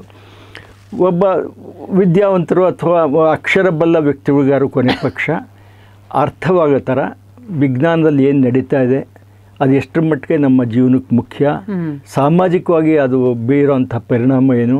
ಇವಾಗ ಒಂದು ನ್ಯೂಕ್ಲಿಯರ್ ಬಾಂಬ್ ಅಂತ ಇಟ್ಟರೆ ಜಪಾನ್ಗೆ ಹಾಕಿದ್ದು 2ನೇ ಮಹಾಯುದ್ಧದಲ್ಲಿ, ಅದ್ರ ಪರಿಣಾಮ ಏನಾಯ್ತು ಅಂತಬಿಟ್ಟು ಜನರಿಗೆ ಗೊತ್ತಾಗಬೇಕು. ನಾಳೆ ಬೆಳಗ್ಗೆ ಅಂಥ ಪರಮಾಣು ಯುದ್ಧಕ್ಕೆ ಅವಕಾಶ ಆದರೆ ಇಡೀ ಒಂದು ಮನುಕುಲ ಏನು ಜೀವಿ ಸಂಕುಲನೇ ನಾಶ ಆಗುತ್ತೆ. ಆದ್ದರಿಂದ ಒಬ್ಬ ವಿಜ್ಞಾನಿ ಮಾಡಿದಂಥ ಸಂಶೋಧನೆಯನ್ನು ಜನಸಾಮಾನ್ಯರಿಗೆ, ನೋಡಪ್ಪ ವಿಜ್ಞಾನ ಇದು ಹೇಳುತ್ತೆ, ಹೀಗೆ ಹೇಳುತ್ತೆ ಅಂತ ಹೇಳ್ಬಿಟ್ಟು ಜನಸಾಮಾನ್ಯರ ಅರ್ಥವಲಯಕ್ಕೆ ಈ ತಿಳಿವನ್ನು ತಾಂಡೋದ್ರೆ ಅಲ್ಲಿಗೆ ವಿಜ್ಞಾನ ಸಾರ್ಥಕ ಆಗುತ್ತೆ. ಜನಪ್ರಿಯ ವಿಜ್ಞಾನಿ ಕೆಲಸ ಏನು ಅಂತಂದರೆ, ವಿಜ್ಞಾನ ಅರ್ಥ ಮಾಡ್ಕೊಂಡಿರ್ಬೇಕು. ಅವನು ವಿಜ್ಞಾನಿ ಆದರೆ ಇನ್ನೂ ಒಳ್ಳೆಯದೇನೆ, ಆ ವಿಜ್ಞಾನಿಯಾಗಿ ಅವನು ಸಂವಹನ ಮಾಡಿದ್ರೆ ಇನ್ನೂ ಒಳ್ಳೆಯದೇನೆ. ಆ ಥರ ಇಲ್ಲ. ಅನೇಕ ಜನ ಸಂಶೋಧಕರು ಅವ್ರ ಸಂಶೋಧನೆಯಲ್ಲಿ ಮುಳುಗಿರ್ತಾರೆ. ಒಂದು ಉತ್ಕೃಷ್ಟವಾದ ಮೊದಲನೆಯ ದರ್ಜೆಯ ಸಂಶೋಧನೆ ಮಾಡಿರ್ತಾರೆ. ಅದು ಇಂಡಿಯನ್ ಇನ್ಸ್ಟಿಟ್ಯೂಟ್ ಆಫ್ ಸೈನ್ಸ್ನಲ್ಲಿ 1000 ಜನ ಇದ್ದಾರೆ. ಆ 1000 ಜನ ಕೂಡ ತಮ್ಮ ಮಾತೃಭಾಷೆಯಲ್ಲಿ ಸಂವಹನೆ ಮಾಡಲಾರರು. ಯಾಕೆಂದರೆ ಅದಕ್ಕೆ ಕಾರಣ ಬೇರೆ ಬೇರೆ ಇರ್ಬೋದು. ಒಂದು, ಅವರ ಒಲವು ಭಾಷೆ ಕಡೆ ಇಲ್ಲದೆ ಇರ್ಬೋದು, ಅಥವಾ ಅವ್ರು ಬೆಳೆದಂಥ ವಾತಾವರಣ ಆಗಿರ್ಬೋದು. ಆ ಥರ ಬೇರೆ ಬೇರೆ ಕಾರಣ ಇರುತ್ತೆ. ಯಾವ ವ್ಯಕ್ತಿಗೆ ತನ್ನ ಮಾತೃಭಾಷೆಯಲ್ಲಿ ಒಂದು ವಿಜ್ಞಾನದ ಒಂದು ಅಭಿವೃದ್ಧಿ ಅಥವಾ ಮುನ್ನಡೆನ ತಿಳಿಸ್ಬೇಕು ಅನ್ನೋ ತಹ ಇರುತ್ತೋ ಅವನೇನು ಮಾಡ್ತಾನೆ, ಮೂಲನ ಸರಿಯಾಗಿ ಗ್ರಹಿಸ್ಬಿಟ್ಟು ಅದನ್ನು ಬೇರೆ ಬೇರೆ ಮಾಧ್ಯಮಗಳ ಮೂಲಕನ ಜನಸಾಮಾನ್ಯರಿಗೆ ತಲುಪಿಸ್ತಾನೆ. ಅಂದರೆ ಆತ ಒಂದು ಸೇತುವಾಗಿ ವರ್ತಿಸ್ತಾನೆ. ವಿಜ್ಞಾನಿ ಒಂದು ಕಡೆ, ಜನಸಾಮಾನ್ಯರು ಒಂದು ಕಡೆ, ಇವರಿಬ್ಬರ ನಡುವೆ ಸೇತುವಾಗಿ ವರ್ತಿಸಿ ಒಂದು ವಿಜ್ಞಾನದ ಪ್ರಪಂಚದ ನಿರ್ಮಾಣನ ಮಾಡ್ತಾನೆ ಅವನು. ಅದು ಬೇಕು ಅಂತ ನಮ್ಗೆ ಅನಿಸುತ್ತದು. ಅತ್ಯಂತ ಅವಶ್ಯಕವಾದ ಕಣ್ಮುಚ್ಕೊಂಡು ಕೂತ್ಕೊಳ್ಳೋಕ್ಕಾಗಲ್ಲ. ಇವಾಗ ನನಗೆ ಮೊಬೈಲ್ ಹೇಗೆ ವರ್ಕ್ ಮಾಡುತ್ತೆ ಅಂತ ಗೊತ್ತಿಲ್ಲರೂ ಮೊಬೈಲ್ ಆಪ್ರೇಷನ್ನಾರು ಗೊತ್ತಿರಬೇಕು. ಅಲ್ಲ ಹೇಳಿದ್ವಿ, ಯಾರೋ ಕಷ್ಟಪಟ್ಟು ಒಂದು ಗ್ರೂಪ್ ಮಾಡಿರುತ್ತೆ, ನಾವು ಅದರಲ್ಲಿ ಮೊಬೈಲ್ನಲ್ಲಿ 50% ಕೂಡ ಯೂಸ್ ಮಾಡ್ತಾ ಇರಲ್ಲ ನಾವು. ಅದು ಯಾವುದಕ್ಕೆ ಅದು ರಚನೆ ಆಗಿರುತ್ತೆ, ವಿನ್ಯಾಸ ಆಗಿರುತ್ತೆ, ಪೊಟೆನ್ಷಿಯಲ್ಲೇ ಗೊತ್ತಿರಲ್ಲ. ತುಂಬ ಸಾಧಾರಣ ನಮ್ಗೆ ಎಷ್ಟು ಬೇಕು ಹೌದು ಅಷ್ಟೇ. ಹೀಗಾಗ್ಬಿಟ್ಟು ಆ ವಿಜ್ಞಾನ ಯಾವತ್ತೂ ಕೂಡ ನಮಗೋಸ್ಕರ ಕಾಯಿಲ್ಲ, ಅದ್ರ ಪಾಡ್ಗಳು ಮಾಡ್ಕೊಂಡು ಹೋಗ್ತಾ ಇರುತ್ತೆ. ಅದರ ಬಳಕೆ ಸಮಾಜಮುಖಿ ಆದಾಗ ಅತ್ಯಂತ ಸಂತೋಷ ಆಗ್ತದೆ. ಇವತ್ತು ಮೊಬೈಲ್ದು ಹೇಳಿದೆ ನಿಮಗೆ ನೋಡಿ, ಇಡೀ ಇಂಡಿಯಾದಲ್ಲಿ 130 ಕೋಟಿ ಮೀರ್ತು ನಮ್ಮ ಜನಸಂಖ್ಯೆ. ಆಶ್ಚರ್ಯ ನಿಮಗೆ, 90 ಕೋಟಿ ಜನಗಳ ಕೈನಲ್ಲಿ ಮೊಬೈಲ್ ಇದೆ ಇವತ್ತು. 90 ಕೋಟಿ ಅಕ್ಷರಸ್ಥರಿರ್ಬೋದು, ಅನಕ್ಷರಸ್ಥರಿರ್ಬೋದು, ಹುಟ್ಟದ ಮಕ್ಕಳ ಕೈಯಲ್ಲಿಲ್ಲ ಅಷ್ಟೇ. ಇವಾಗ ನಮ್ಮ ಒಂದು ಸಣ್ಣ ಒಂದು ಪ್ರಸಂಗ ಹೇಳ್ತೀನಿ. ಹಿಂದೆ ನಮ್ಮ ಮನೆಗೆ ಮುಂದೆ ಕೆಲಸಕ್ಕೆ ಬರೋಂಥ ಉತ್ತರ ಕರ್ನಾಟಕದ ಜನ ಇರ್ತೀವಿ, ರಾಯಚೂರು, ಗುಲ್ಬರ್ಗ ಇದೆಲ್ಲ ಬರೋರು, ಮಕ್ಕಳನ್ನ ಕರ್ಕೊಂಡು ಎಲ್ಲ ಬರೋರು. ಒಂಚೂರು ಆಹಾರ ಕೊಡ್ತಿದ್ದು, ಬಟ್ಟೆ ಕೊಡ್ತಿದ್ದು, ತಗೊಂಡೋಗ್ರು. ಇವತ್ತು ಮೊಬೈಲ್ ಕೊಟ್ಬಿಟ್ಟು ಸರ್ ಚಾರ್ಜ್ ಮಾಡಿಕೊಡಿ ಒಂಚೂರು ಅಂತಾರೆ. ಯಾರು ಕೂಲಿ ಕಾರ್ಮಿಕರು. ನಾನು ಅವ್ರನ್ನ ಅವಹೇಳನ ಮಾಡ್ತಾ ಇಲ್ಲ. ವಿಜ್ಞಾನ ತಂತ್ರಜ್ಞಾನದ ಒಂದು ಅನ್ವೇಷಣೆ ಆ ಜನಕ್ಕೆ ಮುಟ್ಟಿದೆ. ಅದಾಗಬೇಕು. ವೈಜ್ಞಾನಿಕ ಮನೋಭಾವ ಬೇರೆ, ವೈಜ್ಞಾನಿಕ ತಂತ್ರಜ್ಞಾನಗಳು ಇದೆಯಲ್ಲ, ಅದು ಜನಗಳಿಗೆ ಮುಟ್ತಿದ್ರೆ ಏನು ಪ್ರಯೋಜನ ಇಲ್ಲ. ಇವತ್ತು ಮೊಬೈಲ್ ಆಗಿ ಕೆಲಸ ಮಾಡ್ತೀವಿ, ಒಳ್ಳೇದಾಗಿ ಕೆಟ್ಟಿದ್ದು ಅದು ನಿಮ್ಮ ಮೇಲೆ ಅವಲಂಬಿಸ್ಬಿಟ್ಬಿಡಿ. ಕರೆಂಟ್ ಹೋಗ್ಬಿಟ್ಟು ನೀವು ಕೈ ಕೊಟ್ಟರೆ ಸತ್ತೋಗ್ತೀರಿ. ಆ ಕರೆಂಟಿಂದ ಎಷ್ಟು ಕೆಲಸಗಳು ಆಗ್ತಾಯಿವೆ, ಅದು ನಮ್ಮ ಉಪಯೋಗದ ಮೇಲೆ ಹೋಗುತ್ತೆ. ನೋಡಿ, ಇಡೀ ಇಂಡಿಯಾದಲ್ಲಿ 90 ಕೋಟಿ ಜನಗಳ ಜೊತೆ ಆ್ಯಂಡ್ 30 ಕೋಟಿ ಜನಗಳ ಜೊತೆ ಇದೆಯಂಥದ್ದು ಏನು ಹೈ ಇದು ಸ್ಕ್ರೀನ್, ಟಚ್ ಸ್ಕ್ರೀನ್ ಇರೋದು ಹೈ ಎಂಡು ಅಂತಂದರೆ ವಿಜ್ಞಾನ ತಂತ್ರಜ್ಞಾನ ಅದ್ರ ಪಾಡಿಗೆ ಹೋಗ್ತಾರೆ, ಸಮಾಜನ ಬದಲಾಯಿಸುತ್ತೆ. ಟೆಕ್ನಾಲಜಿ ಇಂಥ ಬದಲಾಗುವ ಸಮಾಜಕ್ಕೆ ಏನಪ್ಪ ಆಗ್ತದೆ ಬದಲಾವಣೆ ಅಂತ ಹೇಳೋರು ಯಾರು? ಒಬ್ಬ ವಿಜ್ಞಾನ ತಿಳ್ಕೊಂಡವನು, ಒಬ್ಬ ಭಾಷೆ ತಿಳ್ಕೊಂಡವನು, ವಿಜ್ಞಾನವನ್ನು ಗ್ರಹಿಸಿರೋ ಅಂಥವನು, ತನ್ನ ಮಾತೃಭಾಷೆಯಲ್ಲಿ ಸಂವಹನ ಮಾಡೋ ತಾಕತ್ತಿರೋನು, ಅವನು ಮಾಡಬೇಕಾ ಕೆಲಸ. ಜನಪ್ರಿಯ ವಿಜ್ಞಾನ ಅಂದರೆ ಮಾಡಬೇಕಾದ್ದು ಇದೇ ಕೆಲಸ. ನಮ್ಮ ಸ್ಯಾಟಲೈಟ್ ಮಾಡ್ತಾ ಇರೋದು ಇದೆ. ಹೌದೌದೌದು, ಇಷ್ಟು ಜನಕ್ಕೆ ಉಪಯೋಗ ಆಗ್ತಾ ಇದೆ. ಪ್ರತಿಯೊಂದು ಅಡ್ವಾನ್ಸ್ಮೆಂಟ್ ಇನ್ ಸ್ಪೇಸ್ ಸೈನ್ಸ್ ಖಂಡಿತನ. ಇವಾಗ ನಿಮಗೆ GPS ಕೊಟ್ಟರೆ ಯಾವುದೋ ನೇಪಾಳದ ಒಬ್ಬ ಬಂದುಬಿಟ್ಟು ನಿಮ್ಮ ಮನೆ ಮುಂದೆ ಬಿಡ್ತಾನೆ, ಅವನೇನು ಭಾಷೆನೇ ಬರಬೇಕಾದಿಲ್ಲ. ನಿಮ್ಮ ಕಾರ್ನಲ್ಲಿ GPS ಇಟ್ಕೊಂಡ್ರೆ ಸೀದಾ ತೋರಿಸುತ್ತೆ, ನಿಮ್ಮ ಮನೆ ಮುಂದೆ ನಿಲ್ಲಿಸ್ತಾರೆ, ಇದಾಗಿ ಹೋಗ್ಬೋದು. ಇವಾಗ ಅದಕ್ಕೆ ಭಾಷೆ ಸಂವಹನನೇ ಬೇಡ. ತಂತ್ರಜ್ಞಾನ ಈ ಥರ ವಿಜ್ಞಾನದೇ ಭಾಷೆ. ತಂತ್ರಜ್ಞಾನ ಈಗ ನಾಗಾಲೋಟದಲ್ಲಿ ಓಡ್ತಾ ಇರಬೇಕಾದ್ರೆ ಅದ್ರ ಒಂದೆಳೆನಾರು ನಾವು ಹಿಡ್ಕೊಂಡ್ಬಿಟ್ಟು ಜನಕ್ಕೆ ಹೇಳಬೇಕಾಗತ್ತೆ. ಜನಕ್ಕೆ ನೋಡಪ್ಪ ಈಗ ಆಗ್ತಾ ಅಂತ. ಅವ್ರು ಏನಾರು ಅಧ್ಯಯನ ಮಾಡ್ಕೊಳ್ಳಿ, ಲಿಟ್ರೇಚರ್ ಅಧ್ಯಯನ ಮಾಡಲಿ ಬಿಡಲಿ. ಬಟ್ ಇವತ್ತು ಪ್ರತಿಯೊಬ್ಬರ ಕೈನಲ್ಲೂ ಮೊಬೈಲ್ ಇದೆಯಾ? ಅವ್ರು ಲಿಟ್ರೇಚರ್ ಅಧ್ಯಯನ ಮಾಡಿದ್ರು ಕೂಡ ಶೇಕ್ಸ್ಪಿಯರ್ದು ಎಷ್ಟು ನಾಟಕ ಬರೋದು ಅಂದರೆ ಮೊಬೈಲ್ ತೆಗೆದು ನೋಡ್ಬೇಕಾದ್ರೆ ಗೂಗಲ್ ತಾಯಿನ ನಾವು ನಾನು ಯಾರು ಗೂಗಲ್ ಗುರು ಅಂತಾರೆ. ನನಗೆ ಯಾರು ನಿಮ್ಮ ಮನೆ ದೇವ್ರು ಯಾವುದು ಅಂತ ಕೇಳಿದ್ರೆ ಗೂಗಲ್ ಅಂತೀನಿ. ನನಗೆ ನಮ್ಮ ಮನೆ ದೇವ್ರು ಆಗ್ಬಿಟ್ಟೆ ದಿನನಿತ್ಯ 50 ಸರ್ತಿ.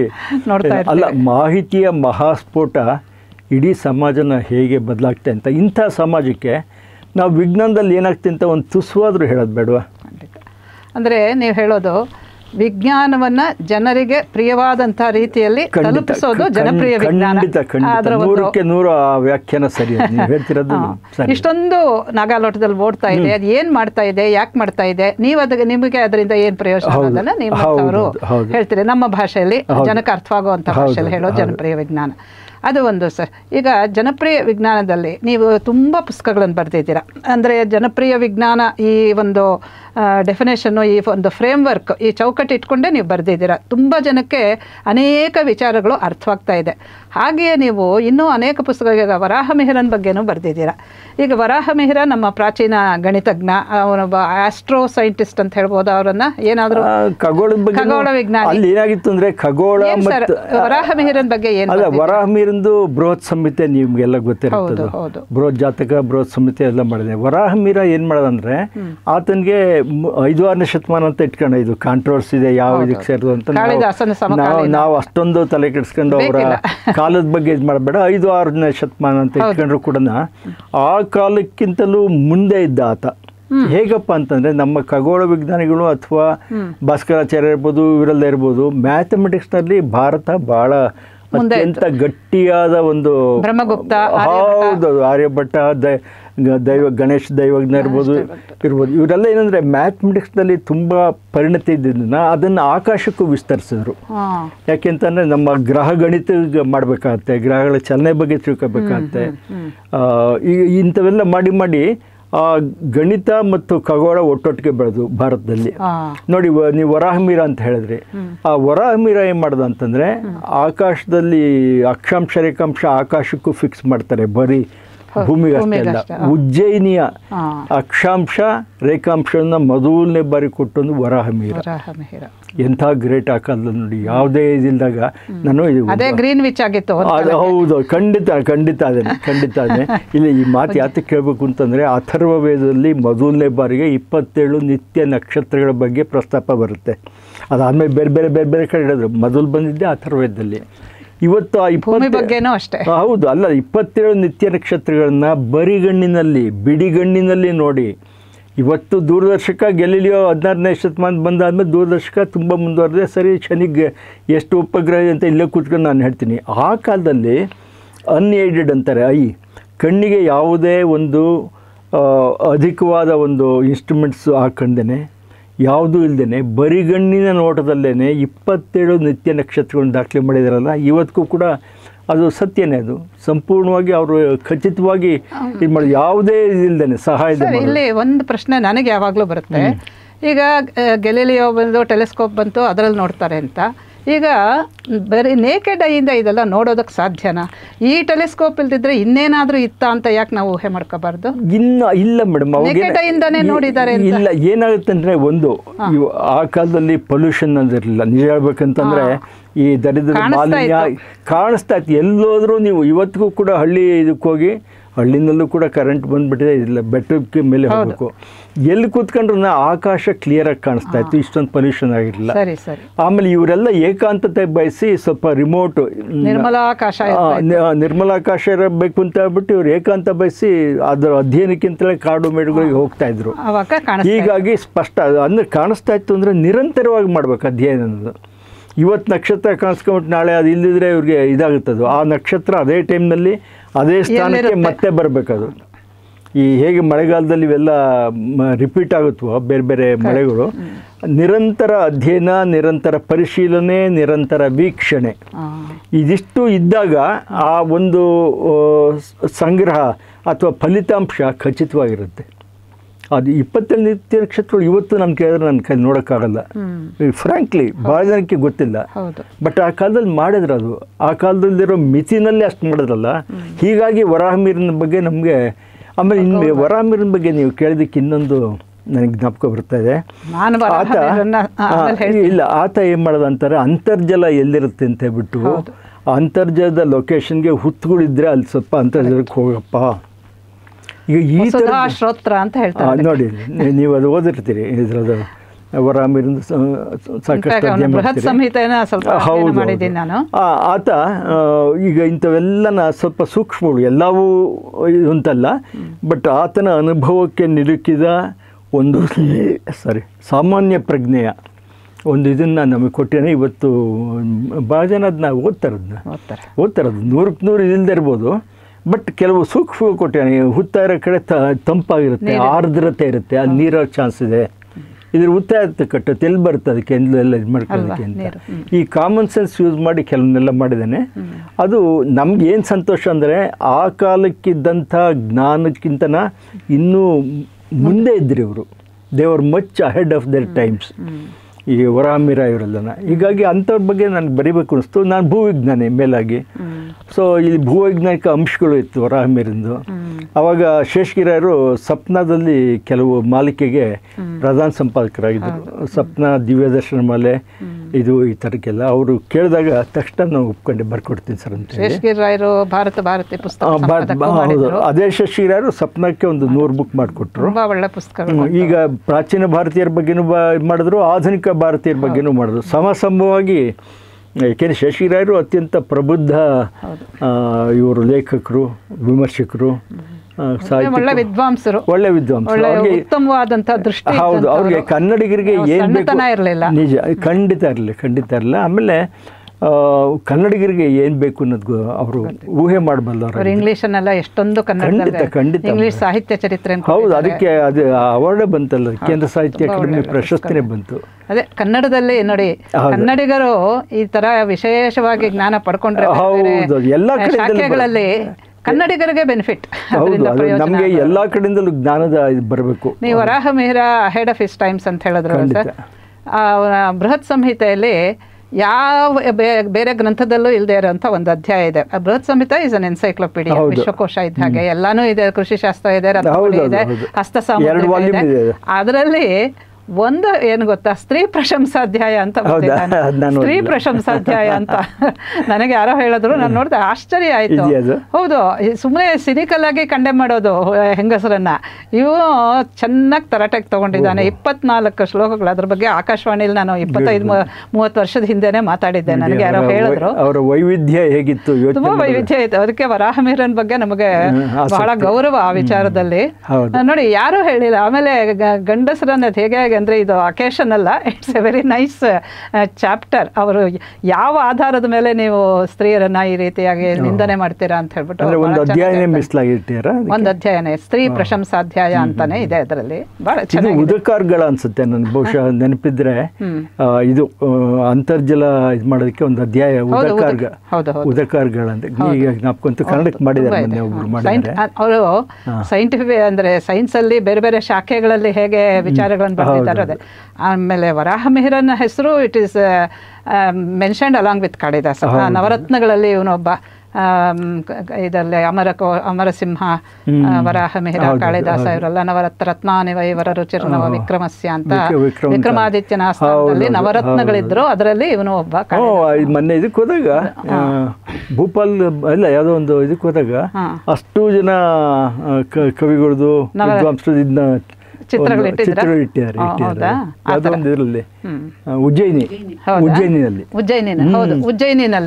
ಉಜ್ಜಯಿನಿಯ ವಿಕ್ರಮಾದಿತ್ಯನ ಆಸ್ಥಾನದಲ್ಲೇ ಇವರಿಬ್ರು ಇಷ್ಟು ಜನನು ಇದ್ದಿದ್ದು ಅಂತ. ಹಾಗೆ ನೀವು ಇನ್ನೂ ಅನೇಕ ಪುಸ್ತಕಗಳ ಮೇಲೆ 61 ಪುಸ್ತಕ ಬರೆದಿದ್ದೀರಿ ನೀವು. ಈ ಸ್ವಂತ ಪುಸ್ತಕಗಳಿಗೂ ಅನುವಾದಿತ ಪುಸ್ತಕಗಳಿಗೂ ಈ ವ್ಯತ್ಯಾಸ ಏನು ಸರ್? ಅಂದರೆ ನೀವಾಗ ಸ್ವಂತವಾಗಿ ಬರೆದಿರೋಂಥ ಪುಸ್ತಕಗಳಲ್ಲಿ ನಿಮ್ಮದೇ ಆದಂಥ ವಿಚಾರಗಳನ್ನು ತಗೊಂಡು ಕನ್ನಡದಲ್ಲಿ ಬರೆದಿದ್ದಾರೆ. ಅನುವಾದಕ್ಕೆ ಯಾವ ರೀತಿ ಸೆಲೆಕ್ಟ್ ಮಾಡ್ಕೊಡಿ, ಅದೊಂದು ಸ್ವಲ್ಪ ಹೇಳಿ. ಅಲ್ಲ, ಅನುವಾದ ಅಂತಂದರೆ ಒಂದು ಸ್ವಂತ ಇದು ನಾವು ನೀವು ಹೇಳಿದಾಗೆ ನಮಗೆ ಆಸಕ್ತಿ ಇರೋ ಕ್ಷೇತ್ರಗಳ ಬಗ್ಗೆ ಹೇಳ್ತಾ ಹೋಗ್ಬೋದು. ಅದನ್ನೇ ಒಂದು ಸಂಗ್ರಹ ಮಾಡಿ ಸಂಗ್ರಹ ರೂಪದಲ್ಲಿ ತರ್ಬೋದು, ಹೊಸದಾಗೂ ಬರ್ಬೋದು. ಎರಡನ್ನೇ ನಾನು ಮಾಡಿದ್ದೀನಿ.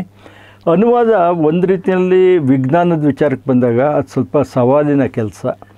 ಯಾತಕ್ಕೆ ಅಂತಂದರೆ ನಮಗೆ ಸಿನಾನಿಮ್ಸ್ ಇದೆಯಲ್ಲ, ಸಂವಾದಿ ಪದಗಳು ಜಾಸ್ತಿ ಇರೋದಿಲ್ಲ. ಸಾಹಿತ್ಯದಲ್ಲಿ ನೀವು ಬೇಕಾದಾಗೆ ಪದಗಳ ಆಯ್ಕೆ ಇರುತ್ತೆ. ಡಿಕ್ಷನ್ ಅಂತಿದ್ದಾಗೆ ಪದಗಳನ್ನು ಯಾವ ಪದ ಆಯ್ಕೆ ಮಾಡ್ಕೊಂತೆ. ವಿಜ್ಞಾನದಲ್ಲಿ ಅದು ಲಿಮಿಟೆಡ್ ಇದಿರುತ್ತೆ, ಶಬ್ದಗಳು ನಾವೇ ಸೃಷ್ಟಿ ಮಾಡ್ಕೋಬೇಕು. ಇವಾಗ ಒಂದು ಸಣ್ಣ ಉದಾಹರಣೆ ಹೇಳ್ತೀನಿ. ಫೋಟೋಸಿಂಥೆಸಿಸ್ ಅನ್ನೋದು ಹೈಸ್ಕೂಲಿಂದಲೂ ಪ್ರತಿ ಮಕ್ಕಳು ಕಲ್ತಿರುತ್ತದು. ಅದಕ್ಕೆ ದ್ಯುತಿ ಸಂಶ್ಲೇಷಣೆ ಅಂತ ಒಳ್ಳೆ ಫಸ್ಟ್ ಕ್ಲಾಸು ಸಂಸ್ಕೃತದ್ದು ಲಕ್ಷಣವಾಗಿ ಬಂದು ಕೂತ್ಕೊಂಡ್ಬಿಟ್ಟಿದೆ. ನೀವು ತಲೆ ಕೆಳಕಾಗಿ ಬಿದ್ದರು, ಎಷ್ಟೇ ಮೈ ಪರ್ಚ್ಕೊಂಡ್ರು, ಅದಕ್ಕೆ ಸಂವಾದಿ ಪದ ಇನ್ಯಾವುದು ಸಿಕ್ಕಲ್ಲ. ಫೋಟೋಸಿಂಥೆಸಿಸ್ಗೆ ದ್ಯುತಿ ಸಂಶ್ಲೇಷಣೆ ಬಿಟ್ಟರೆ ಇನ್ಯಾವ ಪದನೂ ಇದಾಗಲ್ಲ. ಇವ್ರು ಹೇಳ್ತಾರಲ್ಲ ಎಲ್ಲ ಸಂಸ್ಕೃತಮಯ ಭೂಯಿಷ್ಠ ಅದು ಬದನೆಕಾಯಿ ಹೇಳ್ತಾರಲ್ಲ, ಎಲ್ಲಪ್ಪ ಇದೆ ನಮ್ಮ ನಿತ್ಯ ಜೀವನದಲ್ಲಿ ಇದು ಒಂದು ಪದ ಬದಲಾಯಿಸೋಕ್ಕಾಗಿಲ್ಲ. ಅರ್ಥ ಕೊಡುವಂಥ ಪದ ಎಲ್ಲಿಂದ? ಹೌದದು. ಈ ಇದಕ್ಕೆ ಸೂರ್ಯನ ಸುತ್ತ ಭೂಮಿ ಪರಿಭ್ರಮಣೆ ಮಾಡ್ತಾ ಇದ್ದಂತೆ. ಪರಿಭ್ರಮಣೆ ಎಷ್ಟು ಚೆನ್ನಾಗಿತ್ತು. ನೀವೇನು ಮಾಡೋದು ಸುತ್ತುತ್ತೆ ಅನ್ನೋದು ಹೊಂದೋದಿಲ್ಲ. ಅದು ನಾಯು ಸುತ್ತುತ್ತೆ, ಬೀದಿನ ಸುತ್ತೋದಕ್ಕೇನು ಬಂತು? ಅದು ನಿಶ್ಚಿತವಾದ ನನ್ನ ಸಂಸ್ಕೃತದ್ದು ಪದಗಳು ಎಷ್ಟು ಚೆನ್ನಾಗಿ ಕೂತ್ಕೊಳ್ತವೆ ಅಂದರೆ ಖಚಿತವಾಗಿ ಘನತೆ ಇರುತ್ತೆ. ಆಮೇಲೆ ಆ ಪದಗಳನ್ನ ಸುಲಭವಾಗಿ ನೀವು ಪಲ್ಲಟ ಮಾಡೋಕ್ಕಾಗಲ್ಲ. ಅದಕ್ಕೆ ಈಕ್ವಲೆಂಟಾಗಿ ತರೋಕ್ಕಲ್ಲ. ನೋಡಿ, ಒಂದು ಉದಾಹರಣೆ ಹೇಳ್ತೀನಿ ಇನ್ಸ್ಟೆಂಟಾಗಿ. ಮೊಬೈಲ್ಗೆ ಏನಪ್ಪ ಮಾಡಿದ್ರು, ಜಂಗಮವಾಣಿ, ಚರವಾಣಿ, ಸ್ಥಿರವಾಣಿ ಎಲ್ಲ ಇದು ಮಾಡ್ರು. ಅಲ್ಟಿಮೇಟ್ಲಿ ಬದನೆಕಾಯಿ ಏನಾಯಿತು? ಏನೂ ಆಗಲಿಲ್ಲ. ಹಳ್ಳಿಯಿಂದವ್ರ ಬಾಯಿನಲ್ಲೂ ಕೂಡ ಮೊಬೈಲ್ನಲ್ಲಿ ಬಂತು, ಉಳ್ಕೊಂಬಿಡ್ತು. ನಾನು ಒಂದು ಸತಿ ಜೀವಿಯವ್ರ ಹತ್ರ ಕೇಳಿದೆ, ಏನು ಸರ್ ಈ ಥರ ಆಗ್ಬಿಟ್ರೆ ಕನ್ನಡ ಗತಿ ಏನಂತ. ಇಲ್ಲಪ್ಪ, ಒಂದು ಭಾಷೆ ಬೆಳಿಬೇಕಾದ್ದೇ ಹಾಗೆ.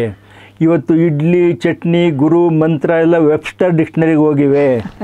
ನಾವ್ಯಾಕೆ ಅಷ್ಟೊಂದು ಮಡಿವಂತಿಕೆ ಇಟ್ಕೋಬೇಕು? ನೀವು ರೀಚಾರ್ಜ್ ಮಾಡಿಸ್ಕೊಂಬ ಅಂತೀವಿ, ಕರೆನ್ಸಿ ಹಾಕೊಂತೀವಿ, ಎಷ್ಟಿದು ಅಂತೀವಿ, ಮೊಬೈಲ್ ಟಚ್ ಸ್ಕ್ರೀನ್ ಅಂತೀವಿ, ಎಲ್ಲ ಹಳ್ಳಿಯವ್ರಿಗೆ ಬಾಯಿನಲ್ಲೂ ಬಂದಿದೆ.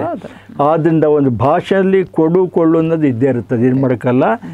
ಯಾರು ನಾಲ್ಗೆ ಮೇಲೆ ನಿಲ್ಲುತ್ತೋ ಯಾವ ಪದ ಅದೇ ಶಾಶ್ವತ ಪದ, ಒಪ್ಕೋಬೇಕು ಸಮಾಜ. ನಮ್ಮಲ್ಲಿ ಕೆಲವು ಮಡಿವಂತರಿದ್ದಾರೆ ಸರ್, ದ್ರಾವಿಡ ಇದನ್ನು ಫಾಲೋ ಮಾಡೋರು. ಅವ್ರಿಗೆ ಬೇರೆ ಯಾವ ಭಾಷೆನಾದರೂ ಆಗ್ಬೋದು, ಆದರೆ ಸಂಸ್ಕೃತದ್ದು ಆಗಬಾರ್ದು. ಅದದ್ದು ಅವ್ರದ್ದು ಒಂದು ಸ್ವಲ್ಪ ಈ ದುರ್ಯೋಧನ ಸಿಂಡ್ರೋಮ್ ಅದು. ಯಾಕೆ ಈಗ ನೋಡಿ, to give a very relevant example, ಈಗ ಅವರು ದ್ರಾವಿಡ, ನಮ್ಮ ಪಕ್ಕದ ಊರು ತಮಿಳ್ನಾಡು ದಿನಬೆಳಗಾದರೆ ಕೇಳ್ತಾ ಇರ್ತೀವಿ, ಸ್ಟ್ಯಾಲಿನ್ ಯಾವ ತಮಿಳು ಪದ sir? See they hate Hindi, Sanskrit, ವಡಮೊಳಿ ಬೇಡವೇ ಬೇಡ. ಆದರೆ ಸ್ಟ್ಯಾಲಿನ್ನು ತಮಿಳು ಪದನ, ಇಂಗ್ಲೀಷ್ ಮಾತ್ರ ಅವ್ರಿಗೆ ಬೇಕು. ಅದು ಪೊಲಿಟಿಕಲ್ ಇದೆ ಅಷ್ಟೇ. ಆಮೇಲೆ ಅಲ್ಲಿ ಇದಕ್ಕೆ ಫಾರೆಸ್ಟ್ ಆಫೀಸರ್ಗೆ ಕಾಟು ರಾಜ ಅಂತಾರೆ, ರಾಜ ಫಾರೆಸ್ಟ್ ಆಫೀಸರ್. ಅದು ಹೇಗಪ್ಪ, ಅದೊಂದು ಕಾಡಿನ ರಾಜ ಅಂತಂದು ನಾವು ಸಿಂಹ ಅಂದ್ಕೊಂಡ್ಬಿಡ್ತೀವಿ ಸರ್. ನೀವು ಬರ್ತಾ ಬರ್ತಾ BGL ಸ್ವಾಮಿ ಇದಕ್ಕೆ ಬಂದ್ಬಿಟ್ರೆ ಅವರು ಎಷ್ಟು ಚೆನ್ನಾಗಿ ನೀವು ಹೇಳ್ತಿದ್ರಲ್ಲ, ಇದು ಜನಪ್ರಿಯ ವಿಜ್ಞಾನ ಸಾಹಿತ್ಯ ಅಂತ ನೋಡಿ, ಸರಿಯಾದ ಸಮಯದಲ್ಲಿ ಪ್ರಶ್ನೆ ಎತ್ತಿದ್ರೆ ಅದು ಜನಪ್ರಿಯ ಸಾಹಿತ್ಯ ಅಂದರೆ ಜನಗಳಿಗೆ ಹೊಸ ಒಂದು ವೇದಿಕೆ ಕಲ್ಪಿಸೋದು, ವಿಜ್ಞಾನ ಎಂಜಾಯ್ ಮಾಡೋದಕ್ಕೆ. ನೋಡಿ, ಶಾಸನಗಳಲ್ಲಿ ಗಿಡ ಮರಗಳು ಅಂತ ಮಾಡೋರು, ಯಾವ ವಿಜ್ಞಾನದವ್ರು ಮಾಡ್ತಾರಪ್ಪ ಇದನ್ನ? ಶಾಸನಗಳಲ್ಲಿ ಗಿಡ ಮರಗಳನ್ನೇ ಹುಡುಕೊಂಡು ಹೋಗಿ ಎಲ್ಲೆಲ್ಲಿ ಅದ್ರ ಬಗ್ಗೆ ಪ್ರಸ್ತಾಪ ಬರುತ್ತೆ ಅಂತ ಇಡೀ ಆಂಧ್ರ ಎಲ್ಲ ತಿರುಗಿ, ಯಾಕೆಂದ್ರೆ ಆಂಧ್ರ ಪ್ರದೇಶದಲ್ಲಿ ಭಾಳ ಶಾಸ್ತ್ರಗಳು, ಕನ್ನಡದಲ್ಲಿ ಇರುವಂಥ ಶಾಸ್ತ್ರಗಳು ಆಂಧ್ರ ಪ್ರದೇಶದಲ್ಲಿ ಸಿಕ್ಕಿವೆ. ಇದು ಮಾಡಿ ಫಸ್ಟ್ ಕ್ಲಾಸ್ ಆಗಿ ಶಾಸನಗಳಲ್ಲಿ ಗಿಡ ಮರಗಳು ಅಂತ ಹೇಳ್ಬಿಟ್ಟು ಅದನ್ನೇ ಒಂದು ಶಾಸ್ತ್ರದ ಅಧ್ಯಯನ BGL ಸ್ವಾಮಿ ಮಾಡಿದ್ದಾರೆ. ಬೆಂಗಳೂರು ವಿಶ್ವವಿದ್ಯಾಲಯ ತಂದಿದೆ ಆ ಬುಕ್ನದು, ಎಷ್ಟು ಚೆನ್ನಾಗಿರ್ತೀರಿ. ಆಮೇಲೆ ನಮ್ಮ ಹೊಟ್ಟೆಯಲ್ಲಿ ದಕ್ಷಿಣ ಅಮೆರಿಕ ಅಂತ ತಂದು, ನಾವು ಟೊಮೆಟೊ ಹಣ್ಣು ತಿನ್ಬೇಕಾದ್ರೆ ನನ್ನ ಹೆಂಡತಿ ಹೇಳ್ತಿರ್ತೀನಿ, ಎಲ್ಲೇ ಇದು ನಮ್ದಲ್ಲ ಕಣೆ, ಅದು ದಕ್ಷಿಣ ಅಮೆರಿಕ, ಸುಮ್ಮನೆ ರುಚಿಯಾಗಿದೆ ತಿಂದ್ರಿ ಅಂತ. ಯಾವ ದೇಶ ವಿದೇಶಿ ಆದ್ರೆ ತಿಂದ್ರಿ, ಅದು ಹೊಟ್ಟೆ ಕರಗುತ್ತಾ ಇಲ್ವೋ, ಜೀರ್ಣ ಆಗುತ್ತಾ ಇಲ್ವೋ, ಅಷ್ಟು ಸಾಕು ಅಂತ ಹೇಳ್ಬಿಟ್ಟು. ಮೆಣಸಿನ್ಕಾಯಿ ನಮ್ದಲ್ಲ, ಈರುಳ್ಳಿ ನಮ್ದಲ್ಲ, ಎಲ್ಲ ಹೇಳ್ತಾ ಹೋಗ್ತಾರೆ ಸ್ವಾಮಿಗಳು, ಕಡಲೆಕಾಯಿ ನಮ್ದಲ್ಲ ಅಂತ. ಅಲ್ಲ, ಅದಕ್ಕೆ ಪ್ರೂಫ್ ಇರೋದು ಅಂದ್ರೆ ಶ್ರಾದ್ದಗಳಲ್ಲಿ ಇದನ್ನು ಉಪಯೋಗಿಸಲ್ಲ, ನೇಟಿವ್ ಮಾತ್ರ ಉಪಯೋಗಿಸೋದು. ಹೌದು, ನೋಡಿ ಅದಕ್ಕೆ ಅವ್ರು ಹೇಳ್ತಾರೆ ಸೀಮೆಯನ್ನು ಒಂದು ಪ್ರತ್ಯಯ ಹಚ್ಬಿಟ್ಟು, ಇವಾಗ ಸೀಮೆ ಬದನೆಕಾಯಿ ಇದಕ್ಕೆ ಸೀಮೆ ಬದನೆಕಾಯಿ, ಸೀಮೆ ಸುಣ್ಣ, ಆಮೇಲೆ ಸೀಮೆ ಎಣ್ಣೆ. ಕರೆಕ್ಟ್. ಸೀಮೆ ಎಣ್ಣೆ, ಸೀಮೆ ಅಂತ ಒಂದು ನಮ್ಮದು ಬೇರೆ ಎಣ್ಣೆ, ನಮ್ಮದು ಬೇರೆ ಅಂತ. ಹರಳೆಣ್ಣೆ, ಸೀಮೆ ಅನ್ನೋ ಪದ ನಮ್ಮದಲ್ಲದನ್ನ ನಿರ್ದೇಶನ ಕೊಡುತ್ತದೆ. ಎಷ್ಟು ಚೆನ್ನಾಗಿ ಅಂತೀರ, ನನ್ಗೆ ಭಾಳ ಇಷ್ಟ ಆಯ್ತು. ಸೀಮೆ ಹಸು ಇವಾಗ 1960 ಜರ್ಸಿ ದನ ಅವೆಲ್ಲ ಬಂದು, ಅದು ಅದಕ್ಕೆ ಮೊದಲು ಸೀಮೆ ಹಸು ನೋಡಿರಲಿಲ್ಲ. 60ನೇ ಇಸ್ವಿಯಲ್ಲಿ ಅದೇನಪ್ಪ ಈ ಥರ ಮೈಯೆಲ್ಲ ಇದಕ್ಕೆ ತೊನ್ನಾಗಿದೆಯೇನು ಅಂತ ಆ ಭಾಷೆ ಮಾತಾಡ್ತಾ ಇದ್ವಿ ನಾವು. ನೋಡಿದ್ರೆ ಅದಕ್ಕೆ ಸೀಮೆ ಹಸು ಅಂತ ಯಾವನು ಪುಣ್ಯಾತ್ಮ ಕೊಟ್ಟಿದ್ದಾನೆ ಗೊತ್ತಿಲ್ಲ. ನಮ್ಮ ಜಾನಪದ ಕವಿ ಇದ್ದಾಗೆ ಯಾರು ಗೊತ್ತು, ಜನಪದ ಯಾರು ಬರ್ದ ಸೀಮೆಯ ಹೊರಗಡೆಯಿಂದ ಯಾರಿಗೂ ತಲೆ ಉಪಯೋಗಿಸ್ಬಿಟ್ಟು ಸೀಮೆ ಹಸು ಅಂದರೆ ಹೊರದೇಶದಿಂದ ಬಂದಂಥ ನಮ್ಮ ಸೀಮೆ ಅಲ್ಲದ್ದು. ಸರ್, ಇವಾಗ ಸೀಮೆ ಎಷ್ಟರ ಮಟ್ಟಿಗೆ ದೇಸಿ ಆಗೋಗಿದೆ ಅಂದರೆ, ದೇಸಿ ಹಸು ಅಂದರೆ ಏನು? ದೇಸಿ ಹಸು ಇಲ್ವಲ್ಲ ಈಗ, ಆ ತಳಿಗಳೇ ನಾಶವಾಗ್ತಾ ಇದೆಯಲ್ಲ. ಎಲ್ಲಿ ನೋಡಿದ್ರು ಹಾಲು ಬೇಕು ಅಂದರೆ ಸೀಮೆ ಹಸು ಹಾಲೇ ಹೆಚ್ಚಿಗೆ ಇದ್ರು. ಅಂದರೆ ಆ ದೃಷ್ಟಿಯಿಂದ ನಮ್ಮ BGL ಸ್ವಾಮಿ ವಿಜ್ಞಾನನ ಜನಸಾಮಾನ್ಯರು ಎಂಜಾಯ್ ಮಾಡಕ್ ಮಾಡಿದ್ರು. ಹಸಿರುವನ್ನಲ್ಲಿ ಬರೋಂಥದ್ದು ಅದು ಓದಿಲ್ಲದ್ರೆ ತಮಿಳು ತಲೆ ಸಾಕ್ಷಾತ್ಕಾರದ ಹಾದಿಯಲ್ಲಿ ಅದು ಇದೆಲ್ಲ ಬರುತ್ತಲ್ಲ, ನಮ್ಮ ಅಫೀಮು ಇದೆಲ್ಲ, ಹೊಗೆ ಸೊಪ್ಪು ಇದೆಲ್ಲ, ಬಂಗಿ ಇದೆಲ್ಲ ಎಷ್ಟು. ಆಮೇಲೆ ಆತನ ವಿಶೇಷ ಅಂದರೆ ತಾವೇ ಚಿತ್ರಗಳನ್ನ ಬರಿತಾ ಇದ್ರು. ನೀವು ಪಂಚಕಲಶ ಗೋಪುರ ಓದಿರ್ಬೋದು, ಇಡೀ ಇದ್ರದ್ದು ನಮ್ಮ ಚಿತ್ರಗಳು ತುಂಬಾ ಚೆನ್ನಾಗಿ. ಪಂಚಕಲಶ ಗೋಪುರದಲ್ಲಿ ನಮ್ಮ ಇವ್ರು ಬರುತ್ತೆ, ಬೆಳ್ಳಾವಿ ವೆಂಕಟನಾಣಪ್ಪನವರು, ಬಹಳ ಎತ್ತರದ ವ್ಯಕ್ತಿ, ಹೀಗೆ ತೋರಿಸಿ ಅವ್ರ ಮುಖನ. ಅವರು ಅತ್ಯಂತ ಆ ವ್ಯಂಗ್ಯದಲ್ಲಿ ತಿವಿತಾ ಇರಲಿಲ್ಲ ನೋಡಿ. ವ್ಯಂಗ್ಯದಲ್ಲಿ ಅನೇಕ ಥರದ ಬೀಚಿ ತಿವಿತ ಬೇರೆ, BGL ಸ್ವಾಮಿ ಬೇರೆ. ಒಂಥರ ತಮಾಷೆ ಮಾಡಿಬಿಟ್ಟು ಬಿಟ್ಬಿಡೋದು, ಮುಂದಕ್ಕೆ ಹೋಗೋದು. ಅದು BGL ಸಾಂಸ್ಕೃತಿಕ ಒಂದು ಪರಂಪರೆನ ಬೆಳೆಸ್ಕೊಂಡ್ರು DVG ಮಗಾಗಿ. ಇವಾಗ DVG ಇಲ್ಲದೇ BGL ಸ್ವಾಮಿ ಹೆಸರು ಹೇಳ್ಬೋದು, ಅಷ್ಟರ ಮಟ್ಟಿಗೆ ಅವರು ಬೆಳೆದು ನಿಂತ್ಕೊಂಡ್ರಲ್ವ. ಹೌದೌದು. ಹೀಗಾಗಿ ನನಗೆ BGL ಸ್ವಾಮಿ ವಿಶೇಷ ಅನ್ಸುತ್ತೆ. ನಾನು ಅನುಸರಿಸಲ್ಲ, ಯಾರನ್ನೂ ಅನುಸರಿಸಲ್ಲ. ಬಟ್ ನೀವು ಕೇಳಿದ ಪ್ರಶ್ನೆಗೆ ಹಿಂದಿರುಗಿದ್ರೆ, ಅನುವಾದನ ಎಷ್ಟೋ ಇದು ನಮ್ಮಲ್ಲಿ ಇರೋದಿಲ್ಲ. ಪಶ್ಚಿಮದಲ್ಲಿ ವಿಜ್ಞಾನ ಬೆಳೆಯುತ್ತೆ, ಅದು ಬೆಳವಣಿಗೆಗೆ ತಕ್ಕನಾಗಿ ಸಾಹಿತ್ಯನೂ ಬೆಳೀತಾ ಇರುತ್ತೆ, ವಿಜ್ಞಾನ ಸಾಹಿತ್ಯ. ನಮ್ಮಲ್ಲಿ ಆ ಥರ ಆಗಲ್ಲ. ವಿಜ್ಞಾನನ ಸೀಮಿತ ಜನ ಓದ್ತಾರೆ, ಸೀಮಿತ ಜನ ಬರೀತಾರೆ. ನಿಜವಾದ ಅರ್ಥದಲ್ಲಿ ನಾವು ಅಲ್ಪಸಂಖ್ಯಾತರು. ಆ ಬೆನಿಫಿಟ್ಸ್ ಇಲ್ಲ ಬಿಡಿ, ಅದು ಬೇರೆ ವಿಚಾರ. ಯಾವ ಬೆನಿಫಿಟ್ಸು ಇಲ್ಲ. ಇದು ಇದಕ್ಕೆ ಬಹುಸಂಖ್ಯೆ ವಿಜ್ಞಾನ ಲೇಖಕರ ಅಲ್ಪಸಂಖ್ಯಾತರು. ಹೌದೌದು, ಬಹುಸಂಖ್ಯಾತ ಜನರಿಗೆ ನಮ್ಮಂಥ ಅಲ್ಪಸಂಖ್ಯಾತರು ಎಲ್ಲ ಒದಗಿಸ್ಬೇಕು ಇದನ್ನ. ಹಾಗಾಗಿದೆ ಅದು. ಜಾಸ್ತಿ ಜನ ಇಷ್ಟಪಡಲ್ಲ, ಯಾಕೆಂದರೆ ಈ ವಿಜ್ಞಾನ ಬರೆಯೋದಕ್ಕೆ ಪದಗಳು ಹುಡುಕ್ಬೇಕು, ಆಮೇಲೆ ಅದನ್ನ ಇದು ಮಾಡಬೇಕು, ಏನೋ ಬರೆಯೋಕ್ಕಾಗಲ್ಲ. ಆಮೇಲೆ ತುಂಬ ಖಚಿತವಾಗಿ ಬರೀತೀನಿ, ಜನ ಓದಲ್ಲ. ಇವೆಲ್ಲದನ್ನು ಪ್ಯಾರಾಮೀಟರ್ಸ್ ಇಟ್ಕೊಂಡೇ ಬರೀಬೇಕಾಗತ್ತೆ. ಅನುವಾದದ ಪ್ರಶ್ನೆ ಬಂದಾಗ ನೀವು ಹೇಳ್ತಾ ಇದ್ರಿ, ವಿದೇಶದಲ್ಲಿ ಆಗುವಂಥ ಅಭಿವೃದ್ಧಿ ಭಾಳ ತ್ವರಿತಗತಿನಲ್ಲಿ ಆಗ್ತಾ ಇರುತ್ತೆ. ಆ ಜನಗಳು ಕೂಡ ಒಂದು ಮೇಲ್ಮಟ್ಟಕ್ಕೆ ಹೋಗಿರ್ತಾರೆ ವಿಜ್ಞಾನದ ಗ್ರಹಿಕೆಯ ದೃಷ್ಟಿಯಿಂದನ. ನಮ್ಮಲ್ಲಿ ಅವು ಎರಡು ಪ್ರಮಾಣ ಹೆಚ್ಚು ಕಡಿಮೆ ಆಗಿದೆ. ಹೀಗಾಗಿ ನಾವೇನು ಮಾಡಬೇಕು ಅಂತ, ನಮ್ಮಲ್ಲಿ ಏನು ಕೊರತೆ ಇದೆಯೋ ಅದನ್ನ ಪಶ್ಚಿಮದ ಬುಕ್ಗಳನ್ನ ತಾಂತೀವಿ.